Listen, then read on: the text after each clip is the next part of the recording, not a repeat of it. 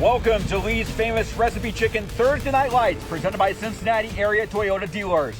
Tonight from historic Mac Hummin Stadium, a matchup of the Southwestern Buckeye League as the Oakwood Lumberjacks host the Carlisle Indians. Good evening and thank you for joining us. I'm Matt Digby, joined by Keith Byars. We'll also hear shortly from Joshi as we get set for a matchup between two teams. The records may not be where they want through 7 weeks, but there are still 3 weeks to go in the season. They both controlled their destinies for a playoff spot, but they need a win starting tonight, both of them. Yes, I think with OSHA, expanding the playoff format to 16 teams in each region, both teams still have something to play for here in the month of October. So that makes the night even that much more special. Carlisle still controls their destiny, but they would love some wiggle room, if you would say. Mm-hmm. And Oakwood, they really need some help. They can still control their destiny if they win out, but it starts tonight. It really does. A key matchup to look forward to in the SWBL. And time now to introduce our third member of the broadcast team, Joshi. Good evening, Tej. Good evening, my friends. A beautiful night for football, a fall crisp evening, and I am excited for what should be a great matchup on the field tonight. Now, for the home team, for Oakwood, I was chatting with some of their seniors this morning. They said there's a bit of a stereotype that goes with Oakwood that not everyone in the region respects them as a tough team. They say they're sometimes too nice on the field. Well, the seniors here are ready to disprove that on Thursday Night Lights tonight. And for Carlisle, for the visitors, they've got some bigger guys up front. That's apparent just watching warm-up. So I'm excited to see what toughness from both sides looks like on the field tonight. Now, as I said, it is a beautiful night for football. For a full check on our game day forecast, let's check in with Chief Meteorologist Natalie Walters. Well, finally, some football weather for Thursday Night Lights. It's going to be a beautiful day as we watch Carlisle take on Oakwood. At Oakwood, it is going to be a beautiful evening. You'll likely need a light sweater, maybe even bring a blanket with you. As that sun sets, it is going to get a little cool. We'll be in the upper 60s, and then once the sun sets, we'll drop back down into the 50s, even the lower 50s around 10 p.m. So we will start to feel a little chill in the air by later into the day, but overall, a great day for some football. Thank you, Natalie. Coming up next, the opening coin toss and the opening kickoff, a once-in-a-lifetime opportunity for Oakwood and Carlisle on Thursday Night Lights. It's in the air. If I drop it, I'll retoss it. Tails. Tony called tails. Tails was called. It is tails. You want to toss. I'd like to defer. You want to defer. You want the ball? Yes, sir. Which way are we going to kick, gentlemen? I'll kick towards the scoreboard. Okay, you put your backs over here. You put your backs over here.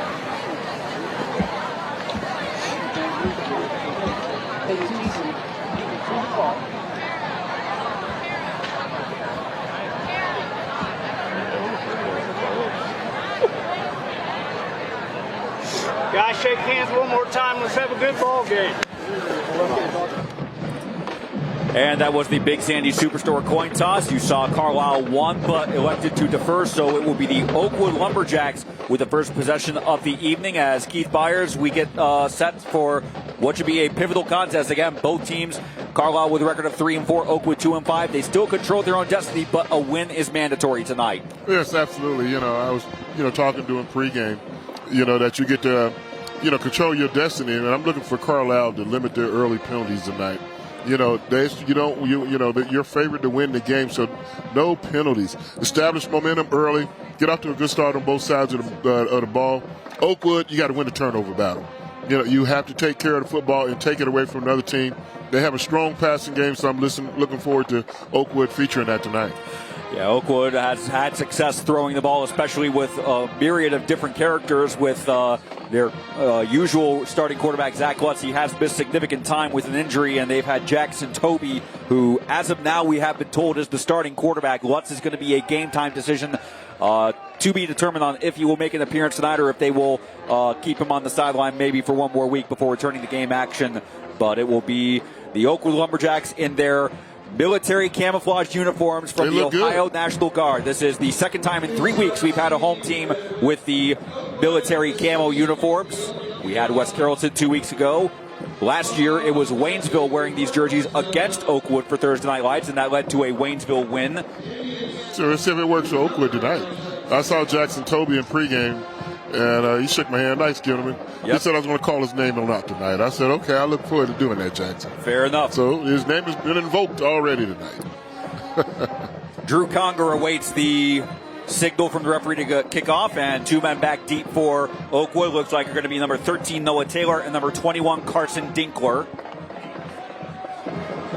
As we invite you to sit back, relax, enjoy this contest from the Southwestern Buckeye League. This kickoff upcoming is going to be presented by Carol Wirtz Tire Company from Mack Hummin Stadium in Oakwood, named after the longtime administrator here at Oakwood High School, not just a football coach, but also an athletic director, a graduate of Wittenberg High School. He actually was not born in the area, Mack Hummin. He grew up in the community of Leipzig, that's closer in the Lima area, but still has certainly made an impact for many generations around the Miami Valley. And it's a very nice stadium right in the heart of a residential neighborhood. Yeah, I mean, I've rode up and down Fairwood many times in my life, and first time I've had the opportunity to come here and watch a football game, on a football night. So I love natural grass, playing surfaces, and we're going to be in for a treat. So I'm looking forward to tonight. Closed caption is presented this evening by Thrush & Son, as Conger has gotten the go-ahead from the officials. We are ready for the opening kickoff presented by Carol Wirtz Tire Company. It's a good old school football field. It's a cozy stadium.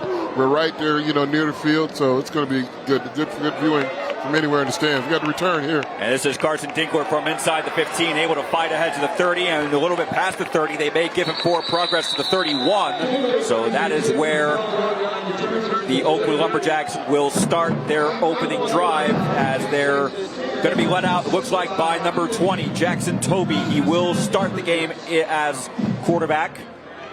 So we were hearing that Zach Lutz, who began the season under center, was a game-time decision. It appears at least this first series it's going to belong to Jackson Toby, number 20. Yeah, Jackson can do, he can play quarterback, receiver, running back. He's a great athlete. And he's going to send 4 skill players to the far side, the right side. Oakwood going right to left on your screen. They're going toward the north end zone. And on this first drive, this pass beyond the reach of the intended receiver. Looked like a lineman, Lucas Stroud, was lining up as an eligible receiver, but it was beyond his reach for he's a big target. I saw him like, what formation are they in? Starting lineup for the Oakwood offense, they go with the 4 wide receivers. Sawyer Morgan is the only player who we expect to see a ton of time in the backfield. Otherwise, it will be shifting around multiple players in the receiving core. Guys like Noah Taylor, Urban Coomer, Michael Wasty, and Carson Dinkler. And again, Lucas Stroud. We don't necessarily... I want to see them, dude. I want to see Lucas catch a pass tonight. I hope they call that again. Well, second down and 10 after the incompletion. This is Toby. Fires to his right, complete to Michael Wasty, and quickly finds a hole. Close to a first down. It's going to be his 3rd and short upcoming, but a much better play on that second down they screen. came back. It's the same play, just different personnel. These are the starting lineup for the Carlisle defense. They go with a 3-4 setup, and also a couple of freshmen that will see significant amounts of playing time for both teams tonight. You have the smaller schools, I'm talking only smaller in, enrollment.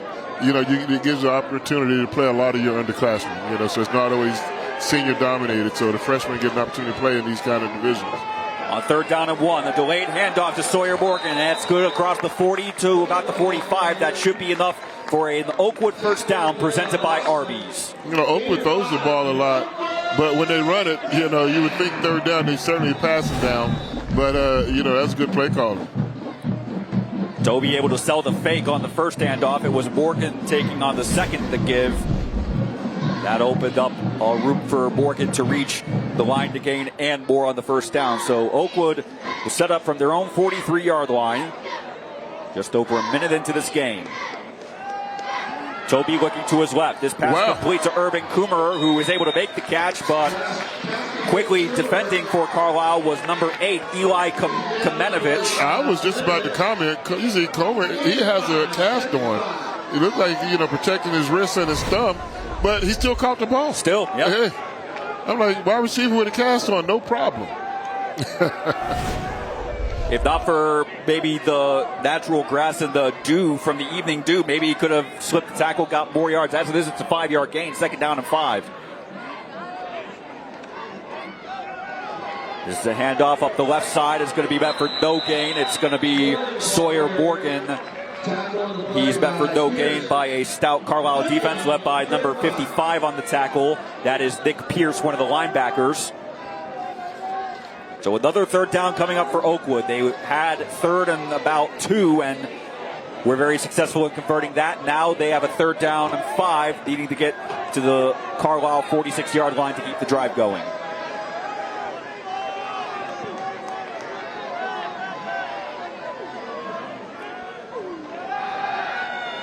Toby going down the sideline. That's going to be short, intended for Kumerer. Kamenovich was the man in coverage for Carlisle, and no flag on the play, so that will bring up fourth down for the Lumberjacks. Yeah, I like the decision. I mean, 3rd and 5, you see one-on-one coverage. You know, you want to give your receiver a chance to, to make the play. And Jerry Ham couldn't come up with it, but it was good coverage also by Carlisle. So 4th and 5 from the 49. Oakwood is lining up in punt formation. Jackson Toby is stepping back to receive the punt. There are 2 men deep on return coverage for Carlisle.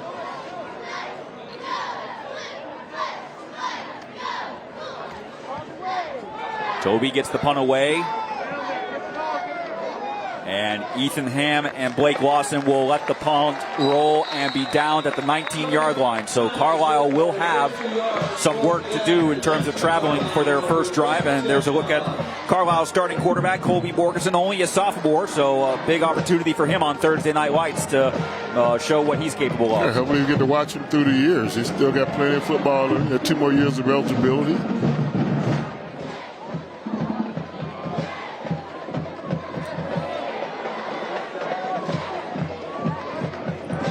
And I noticed in pregame, this Carlisle team got some size on it, especially on that line. Yep. Some big, solid, stout fellas. So just shy of their own 20, their first play from scrimmage tonight. It's Morganson in the shotgun. It's going to be a handoff to Blake Lawson up the left side. Quickly around 1 man, and that's going to be a positive gain close to about the 23-yard line. So a short gain would bring up 2nd down. As here's a look at the Carlisle starting offense. Again, Morganson, the sophomore quarterback, but he has a lot of experience in the backfield with him in Blake Lawson and Luke Richards, and also Ethan Ham will expect to call his name a lot tonight as one of the receivers. Yeah, I misspoke. I called Ham's name earlier for Oakwood. I'm sorry, Urban. Kamermer. Official gain of 4, so it's 2nd down and short 6. High snap up controlled, and Blake Lawson up the middle. Quickly got a first down out to about the 37-yard line. That's going to be good for a Carlisle first down presented by Arby's. I mean, that big offensive line for Carlisle, they didn't know anything about the back snap. They were too busy blocking their guys and opening up a hole. And the Indians making their first appearance on Thursday Night Lights in 3 years. They were part of the 2021 schedule. Week 2, it was a win over Miami East. As there's a look at the Oakwood starting defense, they go with a 4-3-4 setup. This is the Lumberjacks' 3rd straight year on Thursday Night Lights, looking for a win in that stretch after road losses to Milton Union and to Waynesville. This is Lawson again, close to the 45. They're going to mark him down at about the 44-yard line. So 2nd down and a little less than 5 coming up. I tell you, that was a very well executed play. Give you a little illusion with the fake, with the wide receiver, but then his hand up and pulling guard. Delayed handoff to Ethan Ham up the left side. Looked like he may have run into his own teammate, and that also gave Carson Dinkler a chance to make the stop. So Carlisle's going to be in a 3rd down situation after the stop by Dinkler. Playing up tempo, they're trying to get set.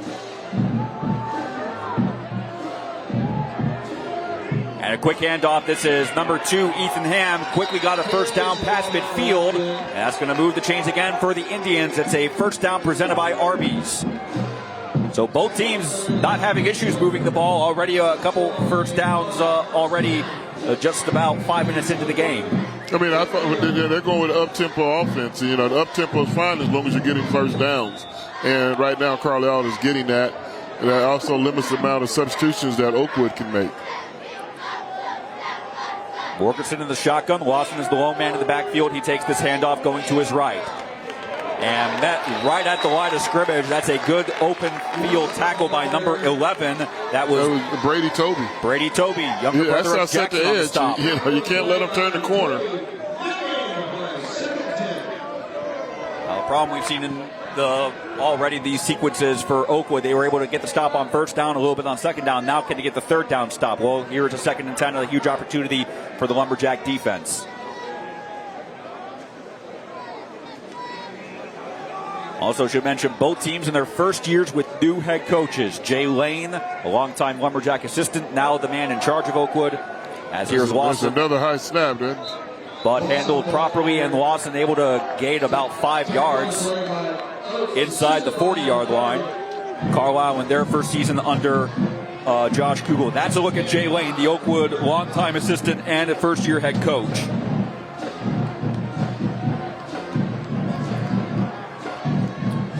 Third down and 5 from the Oakwood 39-yard line. Again, this is the Indians' first offensive drive of the game. It's a handoff up the middle, and Luke Richards is going to be stopped short of the line to gain. Tried to find a hole up the middle, but the Oakwood defense standing firm. They stood tall. I think they confused Kobe Morganson. It looked like a read option. And Arwino's run-pass options, it was one he was supposed to pull it, but the linebacker played it perfectly. He confused the quarterback instead of the quarterback confusing him. You saw number 55 for Oakwood, Aiden Oakes, who was involved in that stop, and now looks like Carlisle's going to go for a huge play here. 4th and 5 from the Lumberjack 39-yard line. Yeah, Oakwood has to be careful not to jump off sides. Jump off sides, you're giving them a first down. And the play clock right now is just reaching 10 seconds. Now we're in single digits for the play clock. Morganson rolling to his left. Has plenty of time to fire. That pass is complete, and that should be good for a Carlisle first down. Number 17 on the reception. That's Brenton Rowe, and that moves the chains for a Carlisle first down presented by Arby's. Get 2 feet in. Hey, that's good on Sundays also. That's a good job by Brady. Morganson rolling to right-handed quarterback. When you roll to your left, you really got to get your shoulder square to the target to be able to complete that pass, and he was able to do that. Needed 5 on the play. They got 10. So first and 10 from the Oakwood 30-yard line. That's where Carlisle will set up after recording their second first down, or their third first down of this drive. It's a run up the middle. Lawson quickly ahead to about the 25-yard line. I mean, they've got a good drive here going. They really haven't had really too many explosive plays, but they are just nickel and dime you right on down the field. And that's how you want to, start the game. I said you want to start fast and establish momentum early, and Carlisle seems to be doing that right now. Well, Oakwood did have a first down pickup on their opening drive, close to about midfield before eventually having to punt, but now Carlisle still on their first drive of the evening, as the clock is now already under 4:40 and counting in the first quarter.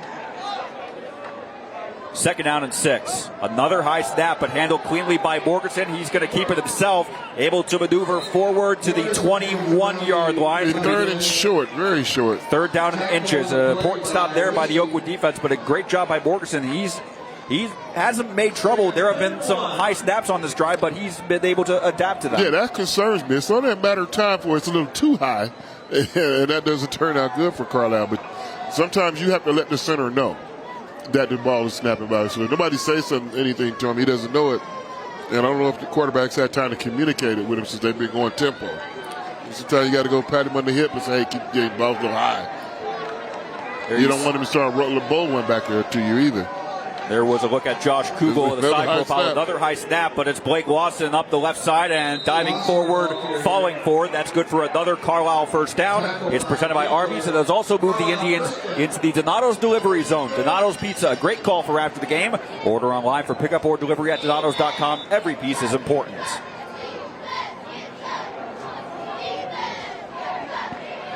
Ball marked at the 17-yard line after a gain of 4 on third and less than 1.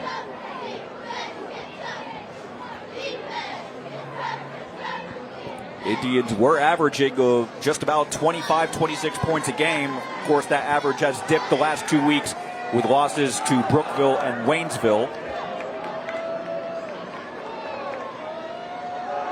This is Luke Richards. Quickly broke one tackle, now finding a hole up the left side. And Richards down to about the 6-yard line, inside the 10. They will mark it as a first and goal, I believe. Well, it's definitely that. I mean, Luke Richards is a big load of a running back. 6'1", 215. So he's going to run through some arm tackles. You got to wrap him up. Correction, it is actually second down and short. That's my mistake. As Morganson on the keeper, rolling to the left side. To the 5. He's going to be forced down around the 3-yard line, but now that is a first down for Borkerson. It's a first and goal presented by Arby's. If you're Oakwood, you need a tackle for loss, or at least tackle for no gain for right now. Coming up on 2.5 minutes to go in the opening quarter. Again, this is Carlisle's first drive. A lengthy drive after Oakwood's went several minutes as well. They got a first down as well, and they're certainly looking forward to getting the ball back. Can they do so and keep it a scoreless game? Overload right. On first and goal to the right side, it is Lawson, and he's in from 3 yards out for the opening touchdown. Blake Lawson entering the end zone, and that is a Carlisle touchdown presented by Donato's. Yeah, I mean, that's just using your size. I mean, they had Oakwood outnumbered there, by formation. And when you get the running back running downhill like that, Blake Lawson, he's 5'10", 165 pounds, but he runs well behind his shoulder pad. So he's bringing a load. A very methodical drive that really relied on the run game. Carlisle, I think they only threw one pass on that fourth down attempt. Yeah, that was only, closer to an explosive play that was good for about 15, 16 yards. Drew Conger is on to attempt the extra points. And we've seen in previous games that extra points are key, and that is good. So Carlisle 1 for 1 on drives, finding the end zone. Oakwood's chance to respond after the break. King's Furniture and Mattress, best seat in the house. A live look at the Oakwood fan section. They made sure to bring layers tonight. They paid attention to the weather report. It has been chilly throughout the afternoon and the evening here. As we get set for this kickoff, Carroll Works Tire Company. Carlisle ready to send the ball back to Oakwood after a very methodical drive down the field, an 80-yard drive that ended with a Blake Lawson touchdown run. And it's taken on the hop by Carson Dinkler, quickly out to the 25, then trying to spin out of a tackle, not able to do so. But the 28-yard line, that's where Oakwood will.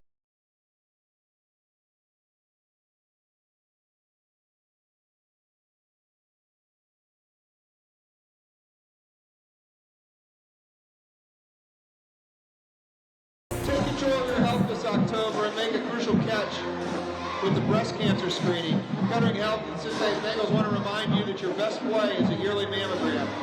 With compassionate providers in 14 facilities throughout Western Ohio. Kettering Health is here to help you intercept cancer today. Schedule your mammogram at a Kettering Health location near you at ketteringhealth.org/crucial catch.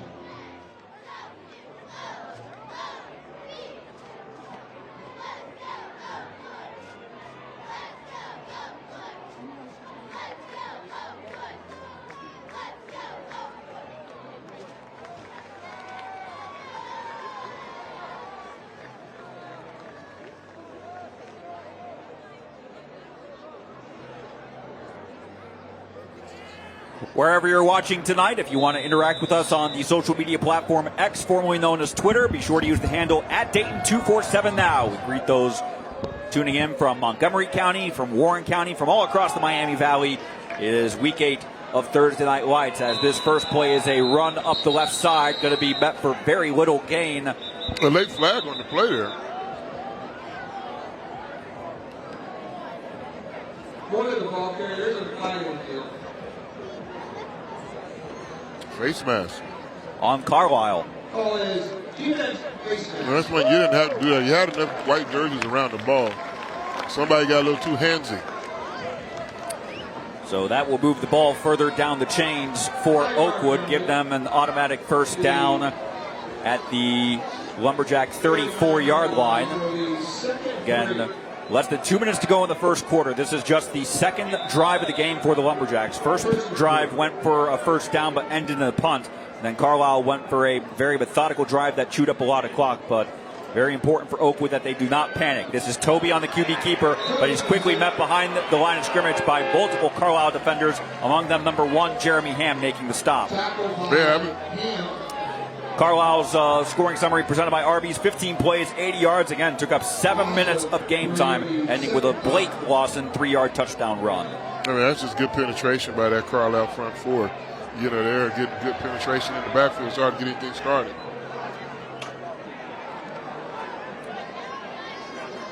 So the ruling with the face mask, it was moved up only to a 1st and 5, and then the run of no gain makes it 2nd and 5 as we're now coming up on 1:15 to go in the first quarter. Toby with 3 men on the right side. But he looks down the left side, intended for Urban Kummerer just beyond his reach. Eli Kmetovich was the man covering for the Indians, and now it's a 3rd down.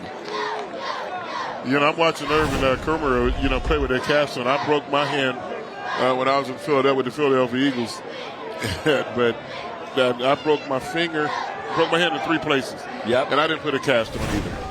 He has a cast on, I didn't have a cast on. But it was very uncomfortable still to play. And Kummerer, we should mention, does have a reception tonight for about a 6-yard gain, just not on this play. 3rd down and 5. Lumberjacks are 1 for 2 on 3rd down. This is Toby. This pass complete. Should be enough for a first down conversion. And could get a whole lot more. One man with a block for Carson Tinkler. He moves inside the Carlisle 35-yard line, and that is an Oakwood first down presented by Arby's. Well, they certainly needed that. They have to answer that drive that Carlisle had on their opening drive.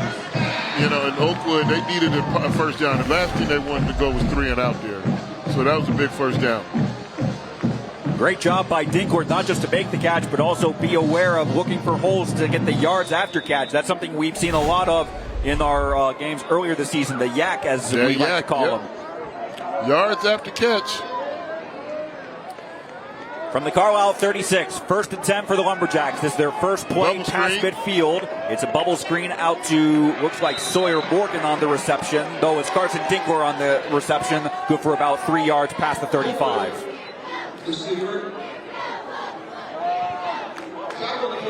That was the same play they opened up earlier. The first play of the game with Lucas Stroud. Call it again. I want to see the big fella catch one and rumble and stumble down the field. Who says he can't be an eligible receiver? There have been, how many instances have we seen of that in the NFL over the years? Oh, my. Yes, quite a bit. 2nd down and 7, the run up the right side. This is Sawyer Morgan. He quickly finds a hole bursting forward, not just inside the 30, but inside the 25-yard line. That's going to be another Oakwood first down presented by Arby's. That was a good run.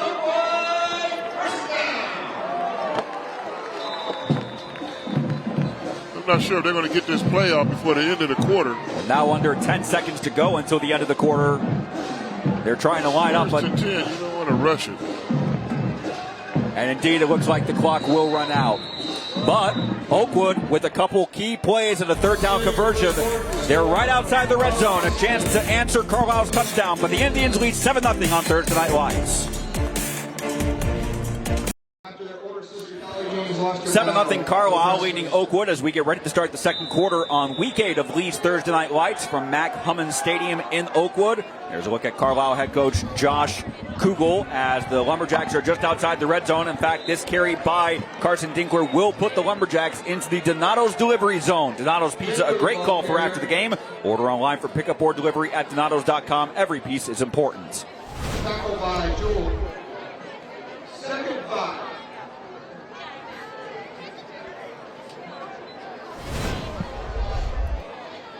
I'm looking at the cheerleaders and the mascot for Oakwood. That's one bad-looking dude, that Lumberjack. Oh, Lumberjack. That's one bad dude.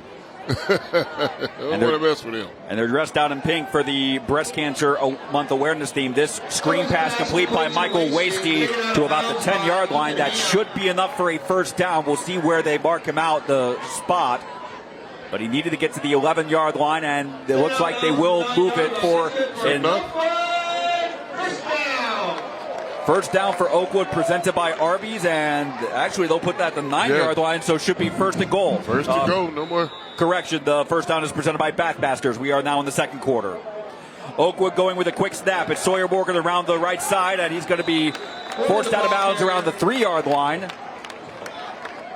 So Oakwood responding very well after. Yeah, they went with a little tempo after that. A little misdirection, cross buck. I love running backs to fall forward like that. Gain of 6 on the play takes it to about the 3-yard line, as this is, again, Oakwood, their first drive ended in a first down and a punt. Carlisle's first drive went all the way down the field for a touchdown, but now this is Oakwood's first drive trying to answer that, and they will have a great chance to do just that on 2nd and goal from the 3. It's a handoff up the middle. Can he get an extra push forward? They may mark him short of the goal line. That was Sawyer Morgan on the carry. He said, look, the ball's across the line. By Singer, assisted by McIntosh. No, he's just short. That's a good call by the referee. Waiting to see. Good angle there. Waiting to see forward progress as we're now 3rd and goal. Just over a minute into the second This is quarter. one of my personal pet peeves. 3rd and short. I mean, why are you in shotgun? Well, Yes. Toby wants to run it up the middle. Can he get an extra boost from his teammate? He will not. I want him under the center. I want him under the center. The ball carrier, he stopped short. Number 56, Landon Meehan on the stop, and it's no gain, so 4th and goal from the 1. I think you have to go for it. I think if he's underneath the center there, you have no time to really get a lot of penetration. And, big guy like Toby can get it on in and get across the line if he's under the center. But that's my personal grievance. There were 2 men flanking Toby in the backfield on the 3rd down play. Now it's just 1 man in the backfield and 3 men out as receivers. And it looks like Oakwood is going to call their first timeout, and we will take it with them. 4th and goal upcoming for the Lumberjacks on Thursday Night Lights.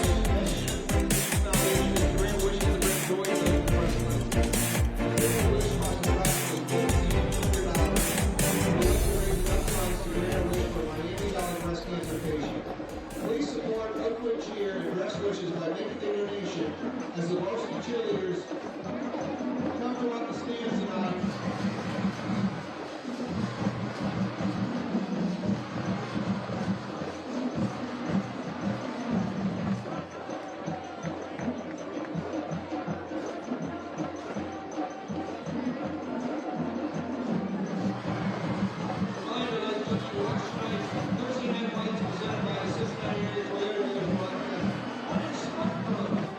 For all the live action replays and game analysis, go to Dayton247now.com.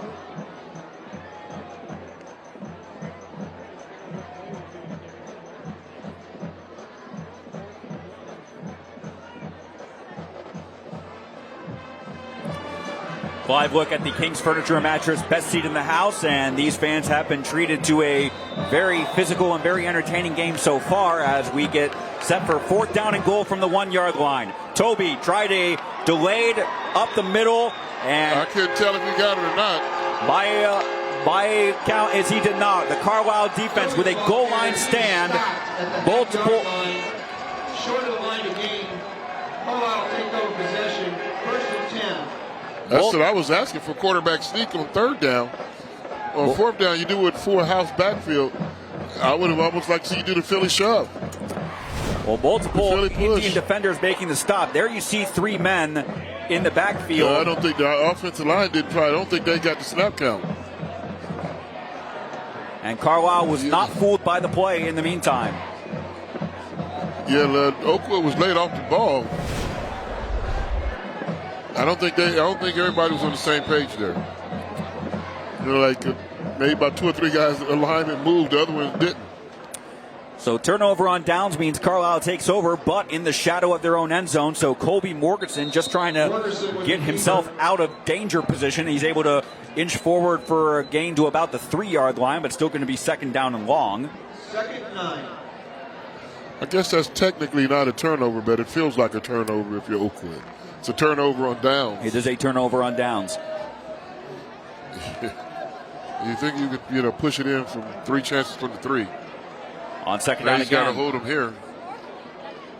It's Morganson. He tried to get to the outside a bit. Actually, maybe got only 1 yard on the gain to the 4. Still going to bring up 3rd down and long. So this will be a pivotal play here for the Oakwood defense if they can force a 3rd down stop, as we're now coming up on under 9 minutes to go in the quarter. Oh, yeah, you definitely do.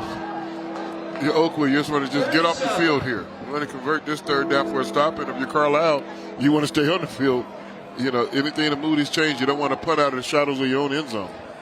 Indians back to their shotgun formation, but Morganson, you see, standing right on the goal line, and he had to deal with a couple high snaps on the Indians' first drive.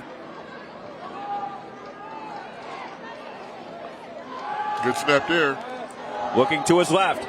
Just beyond the reach of Blake Lawson, but there is going to be a late flag after the play. I'm over here like, ooh. Jackson Toby was the man in coverage for the Lumberjacks.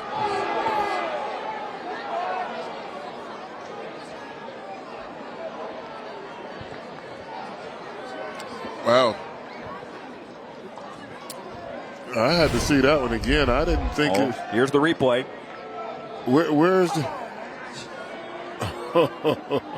That ball, the defense has a chance for the ball just like the offensive player does. It's a no call for me. First angle I saw, if that there was any contact, it was before Borgeson even got rid of the football, before he even started the act of passing. And Jay Lane is out on the field, certainly wanting an explanation. That'll be a 15-yard mark on the first down.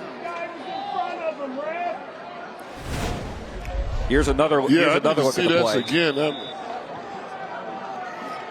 That's inside the chuck zone. That's not a penalty. And it's right in front of the referee. I mean, he sees the whole thing. The one thing I see is that there was contact, but it was before the ball was in the air. Absolutely. He was just, chucking him. You could do that. But with the penalty, that moves the ball out to the Carlisle 20-yard line. First down so for a Carlisle. Huge momentum swing in Carlisle's favor as this drive will continue inside 8:30 to go in the second quarter. It's a handoff fake. It's Blake Lawson up the right side, and after a nice run there, extra burst to about the 31-yard line. That is good for an Indian first down presented by Bathmasters, and it moves the chains for a first down with 8:20 and counting in the second quarter.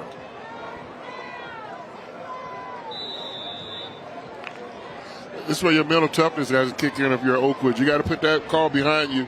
You're playing Carlisle. You're not playing the referees.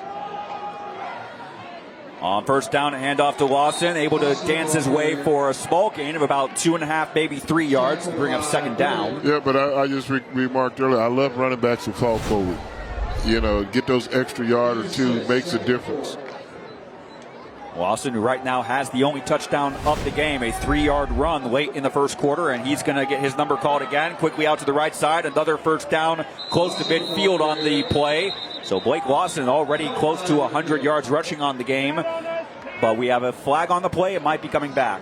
Looks like holding on Carlisle. That will negate what would have otherwise been an Indian first down. And Blake Lawson is having a good game. I know he wants those yards back. There's Josh Kugel, the Carlisle head coach. Again, it's also his first season in charge of Carlisle, succeeding Scott Clodfelter. So Blake Lawson is also a point guard on the basketball team.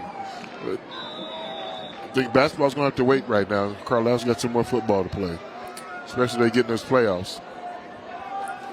And the Indians right now, they are 13th. Prime position for the playoffs, right? They're 13th in Division 5, Region 20, so that would be a first-round road game, but it would still be a first-round game. Second and 14 after the penalty brought them back to about the 28-yard line. Another high snap, but Borgeson's going to keep it up the right side. And got about 5 yards, 6 yards. That was a good tackle. It will still bring up third down and long.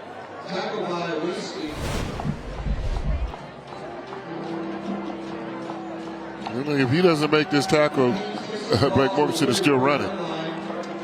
That's Michael Wasty making the stop. That kept it to a 6-yard gain. Third down and 8 from the 33 upcoming.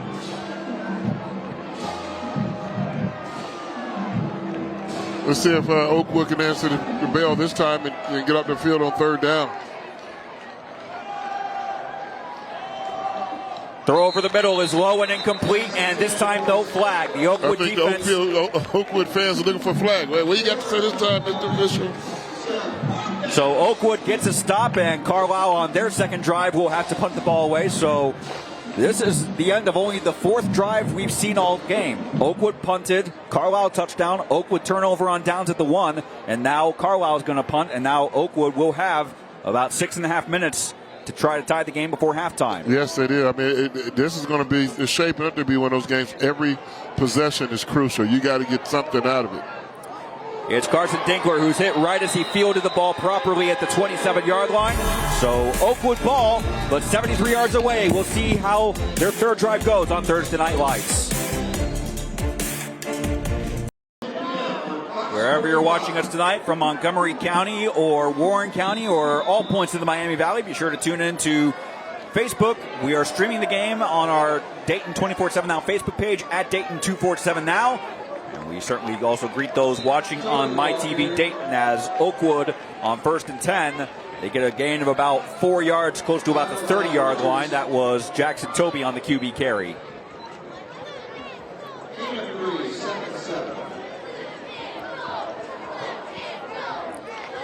We haven't seen that passing game get started yet for Oakwood, but I know it's in there. There have been a couple opportunities to go downfield. Toby has tried a couple passes for Urban Coomer, which was just beyond the wide receiver's reach.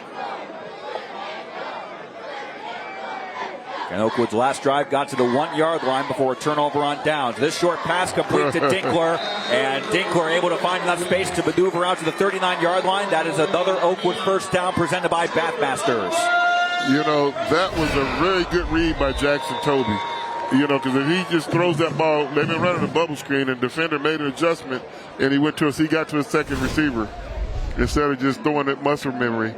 You know, he read the defense, and that was a good dump off for the first down. Well, it was Dinkler who had that big catch and run right at the end of the first quarter that really put Oakwood's second drive on the move, and now potentially this is a turning point in their third drive. Toby bobbles the snap and does all he can just to prevent the turnover, but he's going to be met in the backfield, back at about the 30-yard line. A major loss, bringing up second down and about 18 coming up for the Lumberjacks. Yeah, I'm glad he didn't try to make something out of nothing. You know, all the way to bobble snap. Did a good job of, you know, taking care of the ball, getting on it, and wrapping it up. Number 53, Chase Laughlin, was first to Toby to make the stop for Carlisle. So back to the 30-yard line. Screen. Toby, a screen over the middle. Got a man complete, but it's going to be no gain, if any. And we do have a flag on the play, late in the play.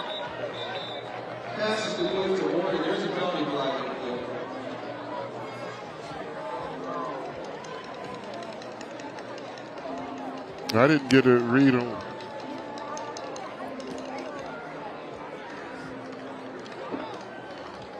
Face mask. Usually when it's late, it's going to be a face mask penalty.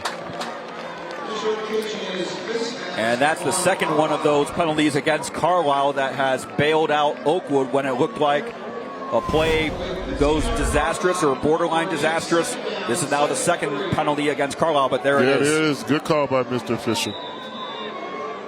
Again, you didn't have to do it. You got a lot of white jerseys around the ball. Watch your hand play.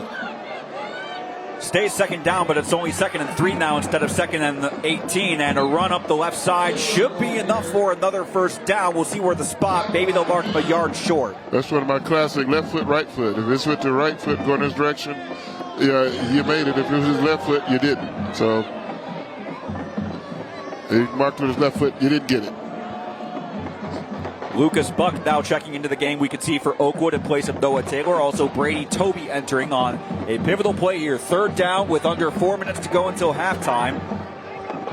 Lumberjacks with the ball, trying to find the end zone and tie the game at 7-all, especially because they took the opening kickoff. Carlisle deferred the opening. They better get up and get snapped. There's not much time. And with 2 seconds to go on the play clock, I believe Oakwood called timeout. Carlisle going to call timeout. The official just called timeout? They just reset the clock. So 3rd down and 1. Run up the middle. It's good for a first down and inside the 45-yard line. That's a key run, and Josh Kugel is not happy with neither his defense nor the officiating crew on how they managed that sequence, but it is an Oakwood first down presented by Bathmasters. The Lumberjacks will take it. The coaches think it's going to be 3rd and 6 because they're not going to get to the playoff in time, and they reset the clock. So if you're just joining us, very even game. The only touchdown, a 3-yard run from Blake Lawson late in the first quarter for Carlisle. And Oakwood on this there. With the 4-house backfield, the second man through got the ball. But Carlisle was ready for it. Sawyer Morgan had to carry for the Lumberjacks, only was able to gain about 2 yards, so 2nd and 8 upcoming. Lumberjacks do have 2 timeouts, but again, Carlisle won the coin toss and deferred, so they'll be getting the ball first after halftime. Like in Oakwood's helmets, they got those Lumberjacks in there, like similar to the Buckeye leaves that the Ohio State players have. You know, I see high school players get those stickers on there. Exactly. On their helmet.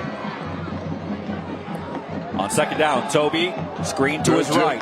That pass completes to Noah Taylor. He's going to fall forward to about the 40-yard line. Still going to bring up 3rd and long. It was only a minimal gain, so 3rd down and 7 upcoming. No, I'm thinking this is almost maybe 4-down territory. You think so? You think, you got 2 chances to pick up 6 yards. As long as you don't get a major loss on 3rd down, yeah, your defense hasn't given up any explosive plays. You're making Carlisle work. But you at least got to think about going for it on 4th down, unless it's a major loss. And Carlisle also has more room to defend. They are not able to go in a goal line stand here. Would not necessarily be a good idea out at the 40-yard line. Toby thinks about a pump fake. That was a deep ball. Has a man open. That pass is complete. Michael Wasty inside the 10-yard line. That's an Oakwood first down presented by Backmasters, and it also puts them in the Donato's delivery zone. Donato's a great call for after the game. Order online for pickup or delivery at Donatos.com. That was a good pump fake. Got the shoulders involved. Balls in the 6-yard line. We first and goal from there. Defensive back couldn't help but to go for it. And you talk about the passing game. Toby tried to go for a couple deep balls to Urban Coomer just beyond his reach, but that one right on target to Michael Wasty.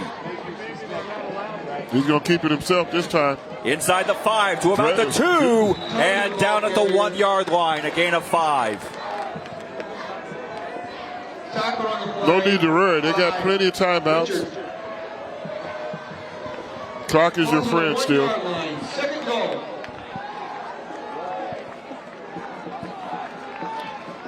Jackson Toby said, "You're going to call my name a lot tonight," so he's fired up, ready to play some football. And right now, the Lumberjacks are back to where they were on their previous drive, to the 1-yard line. They were not able to get any closer in 2 plays, but now they have 3 plays to go 1 yard. This is Morgan, met right at the line of scrimmage, trying to spin forward, and he's going to be right back to the 1-yard line. 3rd down upcoming. Carlisle's not bending it easily. Jeremy Ham on the stop for the Indians, and we've got a timeout. 1-on-1 with the linebacker. Linebacker wins that round. Using both hands to wrap up the runner. So timeout with 51 seconds left. The 3rd down and goal upcoming. Oakwood's their previous drive, they got to the 1-yard line and were turned short, but we'll see what happens. First down to the sideline, and Tej Joshi. Thank you, Matt. It is a big night here in Oakwood because it is Crucial Catch Night as part of Breast Cancer Awareness Month, this month of October. And if you look behind me, the cheerleaders here are all wearing pink. They actually tie-dye their shirts themselves, and they're going to be collecting money tonight throughout the entire crowd. Actually, you see, they've already started doing that because they will be presenting a check to a local nonprofit, Breast Wishes, to raise money for breast cancer awareness here in the Miami Valley and help those who are in need. It's a great initiative that they do every year right here in Oakwood. My friends, let's send it back to you guys up in the broadcast booth. All right, thank you, Tej. Again, October being Breast Cancer Awareness Month. The Cincinnati Bengals' most recent game against the Ravens, that was a crucial catch for cancer awareness game. But here, 3rd down and goals. Morgan to the right side. He was met right at the line of scrimmage by Blake Lawson. So 4th down upcoming for the Lumberjacks again. You got to go for it. No choice. Timeout, Carlisle. Carlisle has called their timeout. They are getting stalled at the goal line. Well, I mentioned on 3rd down and long, it was a situation that Carlisle did not have to go into goal line defense. They have more territory. Now that the Indians have just the goal line to defend, with 41 seconds left, a chance to get another turnover on downs. Well, this is week 8. We still have 2 more matchups to bring your way on Lee's Thursday Night Lights, presented by Cincinnati Area Toyota Dealers. Next week, the crew is headed just about a mile or so from here to Welcome Stadium for our Dayton City League matchup, as the Dunbar Wolverines will face the Belmont Bison. And we have a GWAC contest to close out the season. October 24th, Springfield at Northbond. That game will be over in Clayton, the northern half of Montgomery County. All games on MyTV Dayton, channel 22.3 over the air and channel 24 on Spectrum. And we're also streaming live on our Dayton 24/7 Now Facebook page, facebook.com/Dayton247 Now. If we really wanted to, we could walk from here to Welcome Stadium. Yes, we could. Not a bad walk. Maybe not a night walk.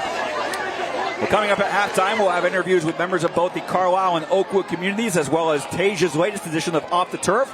But right now, with fourth down, 43 seconds to go in the half. I'd like to see some run pass option. Let it go through Toby. Toby to the corner. Touchdown, Michael Wasty. No flag. Toby's pass complete to Michael Wasty in the end zone. That's an Well, Toby on a previous 4th and goal ran up the middle for no gain. This time the Lumberjacks learned their lesson. That touchdown presented by Donatos. Well, Toby was involved in the play. Good play though. Michael Wasty, he's the one that had a big reception and took it down there and finished it off. Every point counts. We've seen it happen in games earlier Good this snap, season. Good hold, good kick. And the extra point is good. With 38 seconds left, the Lumberjacks have found the end zone, and we are tied at 7. Here's another look at the touchdown.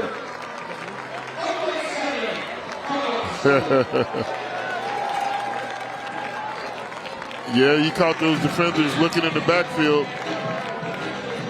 looking to force the run. They were probably expecting another run because that's the first drive, the second drive. Oakwood ran 4 plays up the middle, and they were expecting another run up the middle on this fourth down probably. I'll tell you, it was a good play down. You know, you had to go for it on fourth down. You didn't want to settle for a field goal there and make the score 7-3. You got a chance to tie the ball game. You got momentum on your side. You got to take it. There's still 38 seconds to go on the clock. It's not at halftime just yet. Not at halftime just yet. And reminder, Carlisle is in a situation where they're playing with opportunity. They will be getting the ball to start the first half. Also, at the same time, I do have to mention on the track, Zach Lutz. He's been the starting quarterback number 5 for Oakwood. He is currently throwing passes on the sideline. He's had to miss a couple games with injury, but maybe we'll see him in the second half potentially. That'd be interesting to watch. They will bring him into the game plan and try to catch the Indians off guard. In the meantime, this kickoff is presented by Carroll Works Tire Company. It will actually be the first Oakwood kickoff of the evening, because they took the opening kickoff of the entire game. One man is back deep for the Carlisle Indians. That's Blake Lawson, number 3, but this kick will not reach him. It's taken up at the 24-yard line and quickly out close to the 45-yard line. That was number 12 on the return for the Indians. That was Ashton Pelfrey. And Carlisle has a chance here. 28 seconds and 1 timeout to work with. Yeah, the clock stops on first downs, in high school football. A recap of the RB scoring summary: 13 plays, 74 yards, ending in a 1-yard touchdown pass from Jackson Toby to Michael Wasty. And that was the common theme to Carlisle's scoring drive. It took up a lot of time, and it ate up a lot of yardage. Wasn't a quick play. We see a lot of drives with quick scoring plays. As there's a look at Zach Lutz. There you see him potentially we haven't up. had a lot of explosive plays tonight. I think both teams had explosive plays over 20 yards. Wasty on the big catch to get him down there in the scoring position. And Carlisle has one, on third down and long. But other than that, they've been just pushing the ball down the field a little at a time. Morganson stumbled on the fake handoff. He's got a chance for an explosive play here. Got the ball off as he throws, and through the hands of the intended receiver. Looked like Brendan Rowe had a chance. In the meantime, Morganson, again, we'll have to go back and see the replay. Looked to me like he was either got caught up with his own running back as he was trying to call the play action, but nearly got a spectacular throw to Rowe.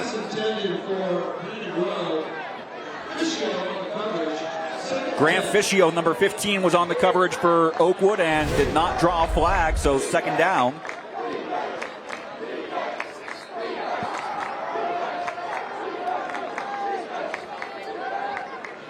This is Lawson. There's Lawson. To the left side and quickly forced out of bounds. He does gain about 1, but still it's going to be third down and 9 with 14 seconds now to work with. I like taking another shot down the field. You know, you Carlisle, you don't have much. It's as good as a punt if it's intercepted. And if not, you're giving your offensive player a chance to make a play. Big time decision upcoming for Josh Kugel and his coaching staff.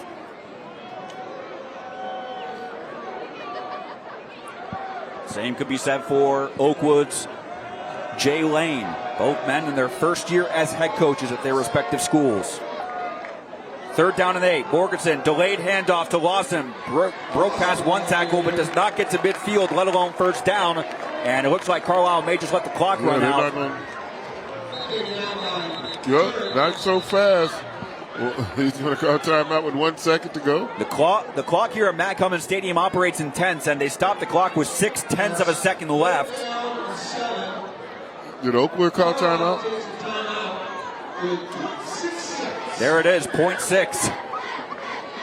Hail Mary. Why not? That's what I see coming. Again, Carlisle will be getting the ball to start the second half after they had the opening kickoff. Carlisle opened the scoring on a 3-yard touchdown run by Blake Lawson.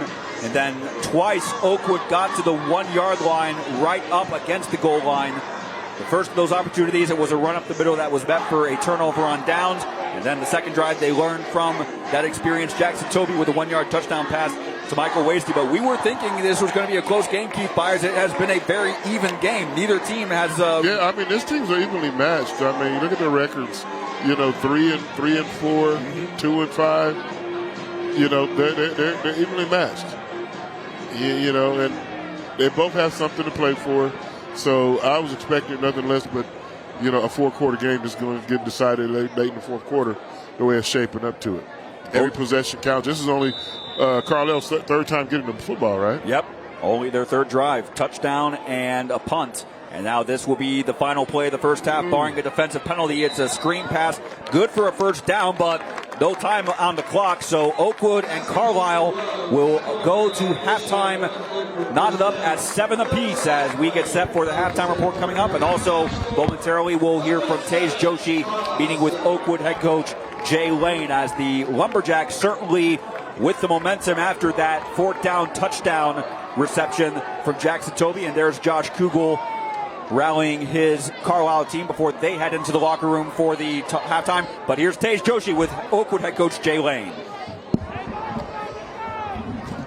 What's your analysis so far, what you've seen out there from your team? We got a shutdown, number 3, running their jet sweep. Offensively, we got to be consistent with our blocks, picking up their linebackers. What is your goal for the second half to get your team motivated to really execute what you want them to do? Come out and be physical in the second half. Keep doing what we started doing there in the 2nd quarter. Coach, we'll let you get to the locker room. Appreciate your time. Thank you. All right, thank you, Tage. Halftime report presented by Wright & Schulte is next. 7-7 between Carlisle and Oakwood on Week 8 of Thursday Night Lights.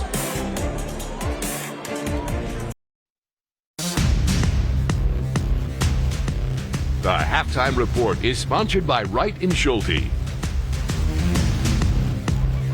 The score is 7-7 here at halftime as Oakwood hosts Carlisle. It's Week 8 of Thursday Night Lights. We're continuing our halftime show tradition by chatting with administrators from both schools during halftime, chatting with our good friend Matt Sallier from the team at Oakwood right here. It is a pleasure to be hanging out with you here in your wonderful town of Oakwood this evening. How are you doing tonight, my friend? Great. Thank you for having us. Thanks for being here. Now, I've had the chance to explore Oakwood all day today and get to know this community, but for those who are watching at home and don't really know, what is both the school district and the overall community of Oakwood, what do you guys truly stand for? Yeah, no, it's great atmosphere. First off, having everybody out here for Military Appreciation Night. A lot of people don't know 1 in 10 of our high school students are military connected with their families. We're a proud Purple Star school as far as our district goes. And just everything that we offer as far as extracurriculars. 89% of our high school students are involved in some kind of extracurricular sport club activity. Tonight, for example, we got the game. We have cheerleaders raising money for breast cancer awareness. We had a concert going on over at the school. So there's something for everybody to do. Great stuff across the board. You mentioned a lot of your students are very involved in extracurriculars. Of course, we're watching football tonight. We all love football. Do you have any other fall sports you want to make sure we shout out and everyone knows are doing a really good job right now? Yeah, I don't want to go through the whole list with the fear that I might leave somebody out, but we just finished up 3 more senior nights last night where we recognized our athletes for the fall sports. That's the last of our senior night celebrations, but all of our students do a great job during their fall sport activities. If I go through the list, I'm afraid I'll leave one out, and I don't want to deal with those angry emails, but all of our students do a great job, and that's what this is about. We want to provide a whole experience, the educational experience for the whole child, and getting them involved in extracurriculars is what we really like to do. And of course, people can learn more about all the extracurricular activities and all the community aspects of what Oakwood School District does by going to their website and learning more. It's been a pleasure hanging out with you and getting to know your district tonight. Thank you so much for your time. Thank you. And of course, everybody, our halftime show continues. That's going to be right after this commercial break.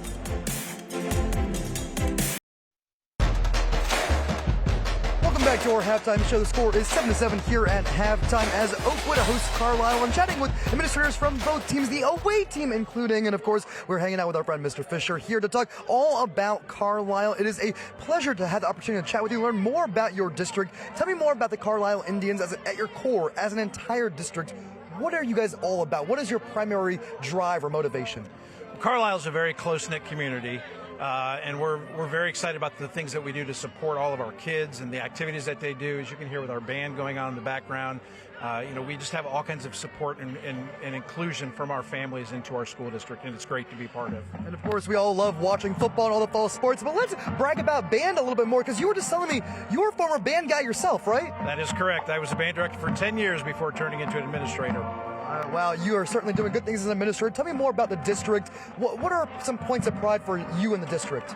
Well, I am new to Carlisle this year. It's actually the first, as superintendent, I was here as high school principal about 16 years ago. But we are working again just on that pride and working on being one. We started this year a hashtag Carlisle, building our tribe together, because it's very important that all of our people, our community, our teachers, our students, our staff do everything we can to make Carlisle the best it actually can be. I love that, being very community oriented. We're running low on time here. I asked this question earlier. I'm going to ask you as well. Football, always fun to watch. Any other fall sports we got to highlight? We have had a very successful soccer seasons with our boys and girls, golf teams, cross country, you name it, we have it. Our band, of course, has been very successful as well. So all around, we've done it very well with our fall sports this year. Well, it's been a great pleasure to get to know you, learn more about the Carlisle district. Thank you so much for hanging out with us, and I really appreciate your time. All right, thank you very much. Of course, everybody, our halftime show continues. That's going to be after this commercial break. Welcome back to our halftime show. The score is 7-7 here at TNL Week 8 as Oakwood hosts Carlisle. Chatting now with our lead sponsor of our entire Thursday Night Lights broadcast, Lee's Famous Recipe Chicken, their representative, our good friend Cameron Langer, hanging out with us tonight.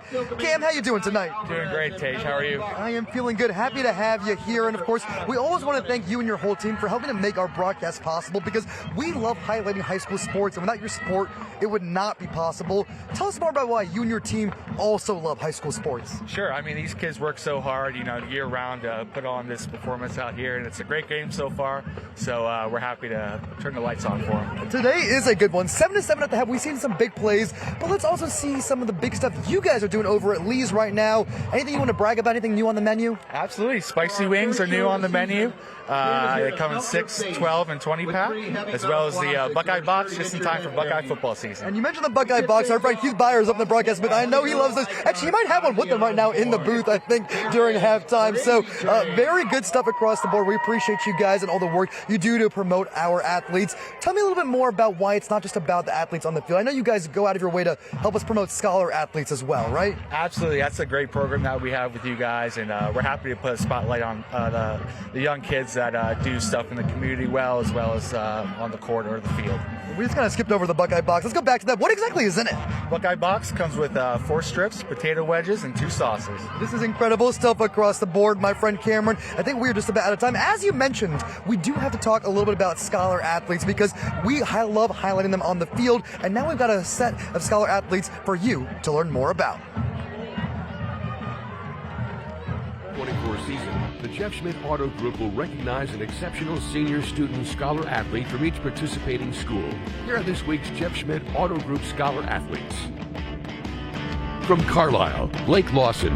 Blake has a 4.3 GPA and is ranked 5th in his class. He's been on the honor roll and the principal's list every year.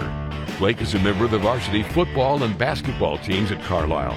Blake was named second team All-State in football in his junior year and has been voted MVP, best running back, and best special teams player by his teammates. Blake volunteers at youth camps for football and basketball. After high school, Blake plans to play football or basketball in college and will study cybersecurity and computer science. From Oakwood, Jackson Toby. Jackson is an AP scholar with a 4.202 GPA and has been named to the honor roll 12 times and is a member of the National Honor Society. He's enrolled in various AP and CCP courses. Jackson is a member of the Lumberjacks football, basketball, and track teams and was an SWBL honorable mention in football and is the 2-time Triathlete Award winner. He's also the winner of the Rotary Youth Leadership Award. Jackson plans to attend the University of Dayton and major in mechanical engineering. The Jeff Schmidt Auto Group is proud to sponsor the Scholar Athlete Award, featured on Thursday Night Lights. We are honored to recognize these scholar athletes from all over the Miami Valley for their outstanding academic and athletic achievements.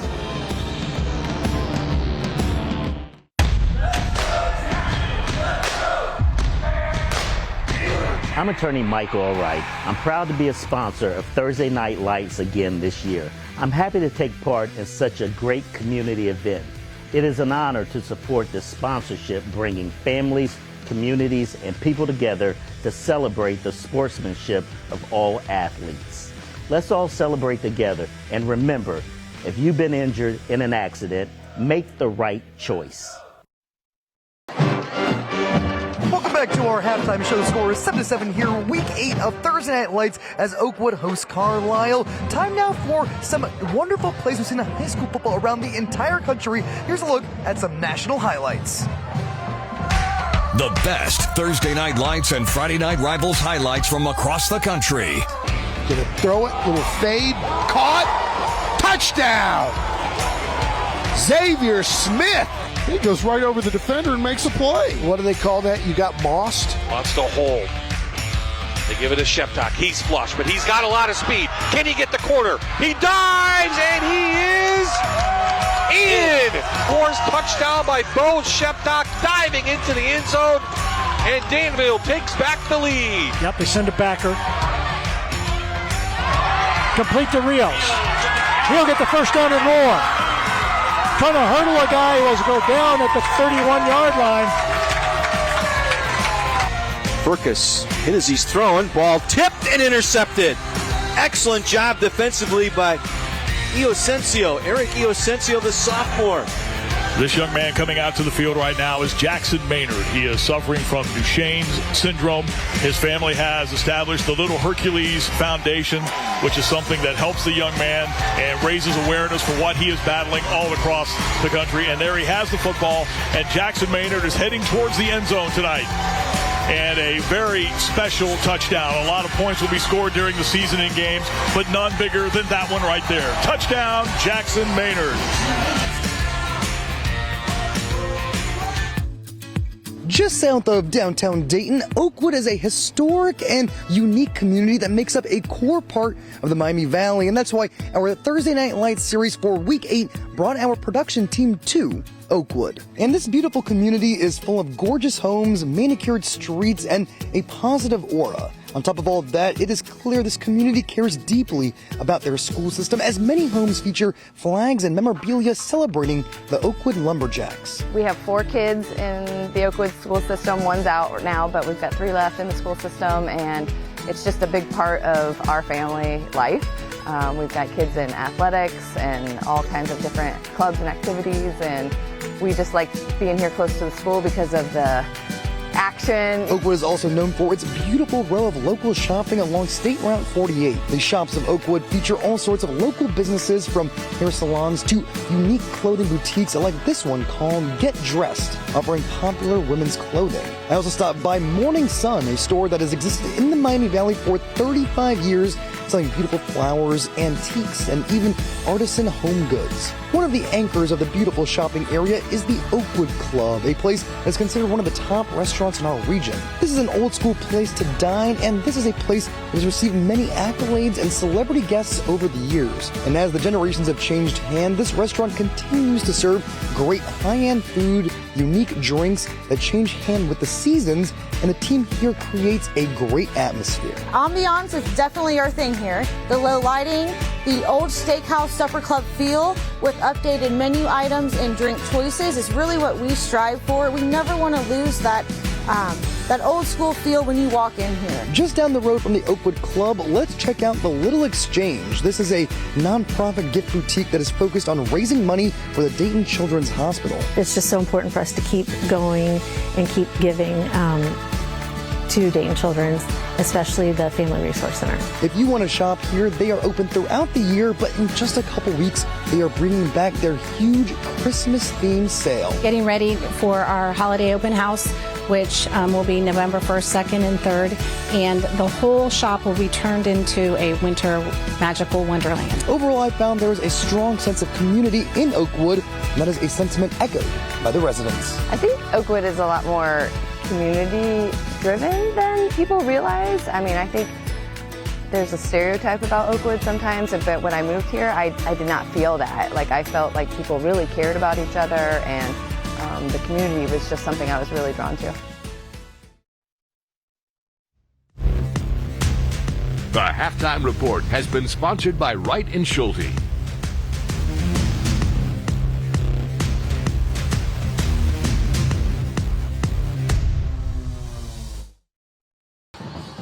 Welcome back to Lee's Famous Recipe Chicken Thursday Night Lights, presented by Cincinnati Area Toyota Dealers. From Mack Hummons Stadium in Oakwood, the Lumberjacks and the Carlisle Indians tied 7-7 after Carlisle opened the scoring with a very methodical drive down the field. Nearly took 8 minutes off the clock, and it was largely down to Blake Lawson. He carried the load and eventually found the end zone from 3 yards out for the opening score.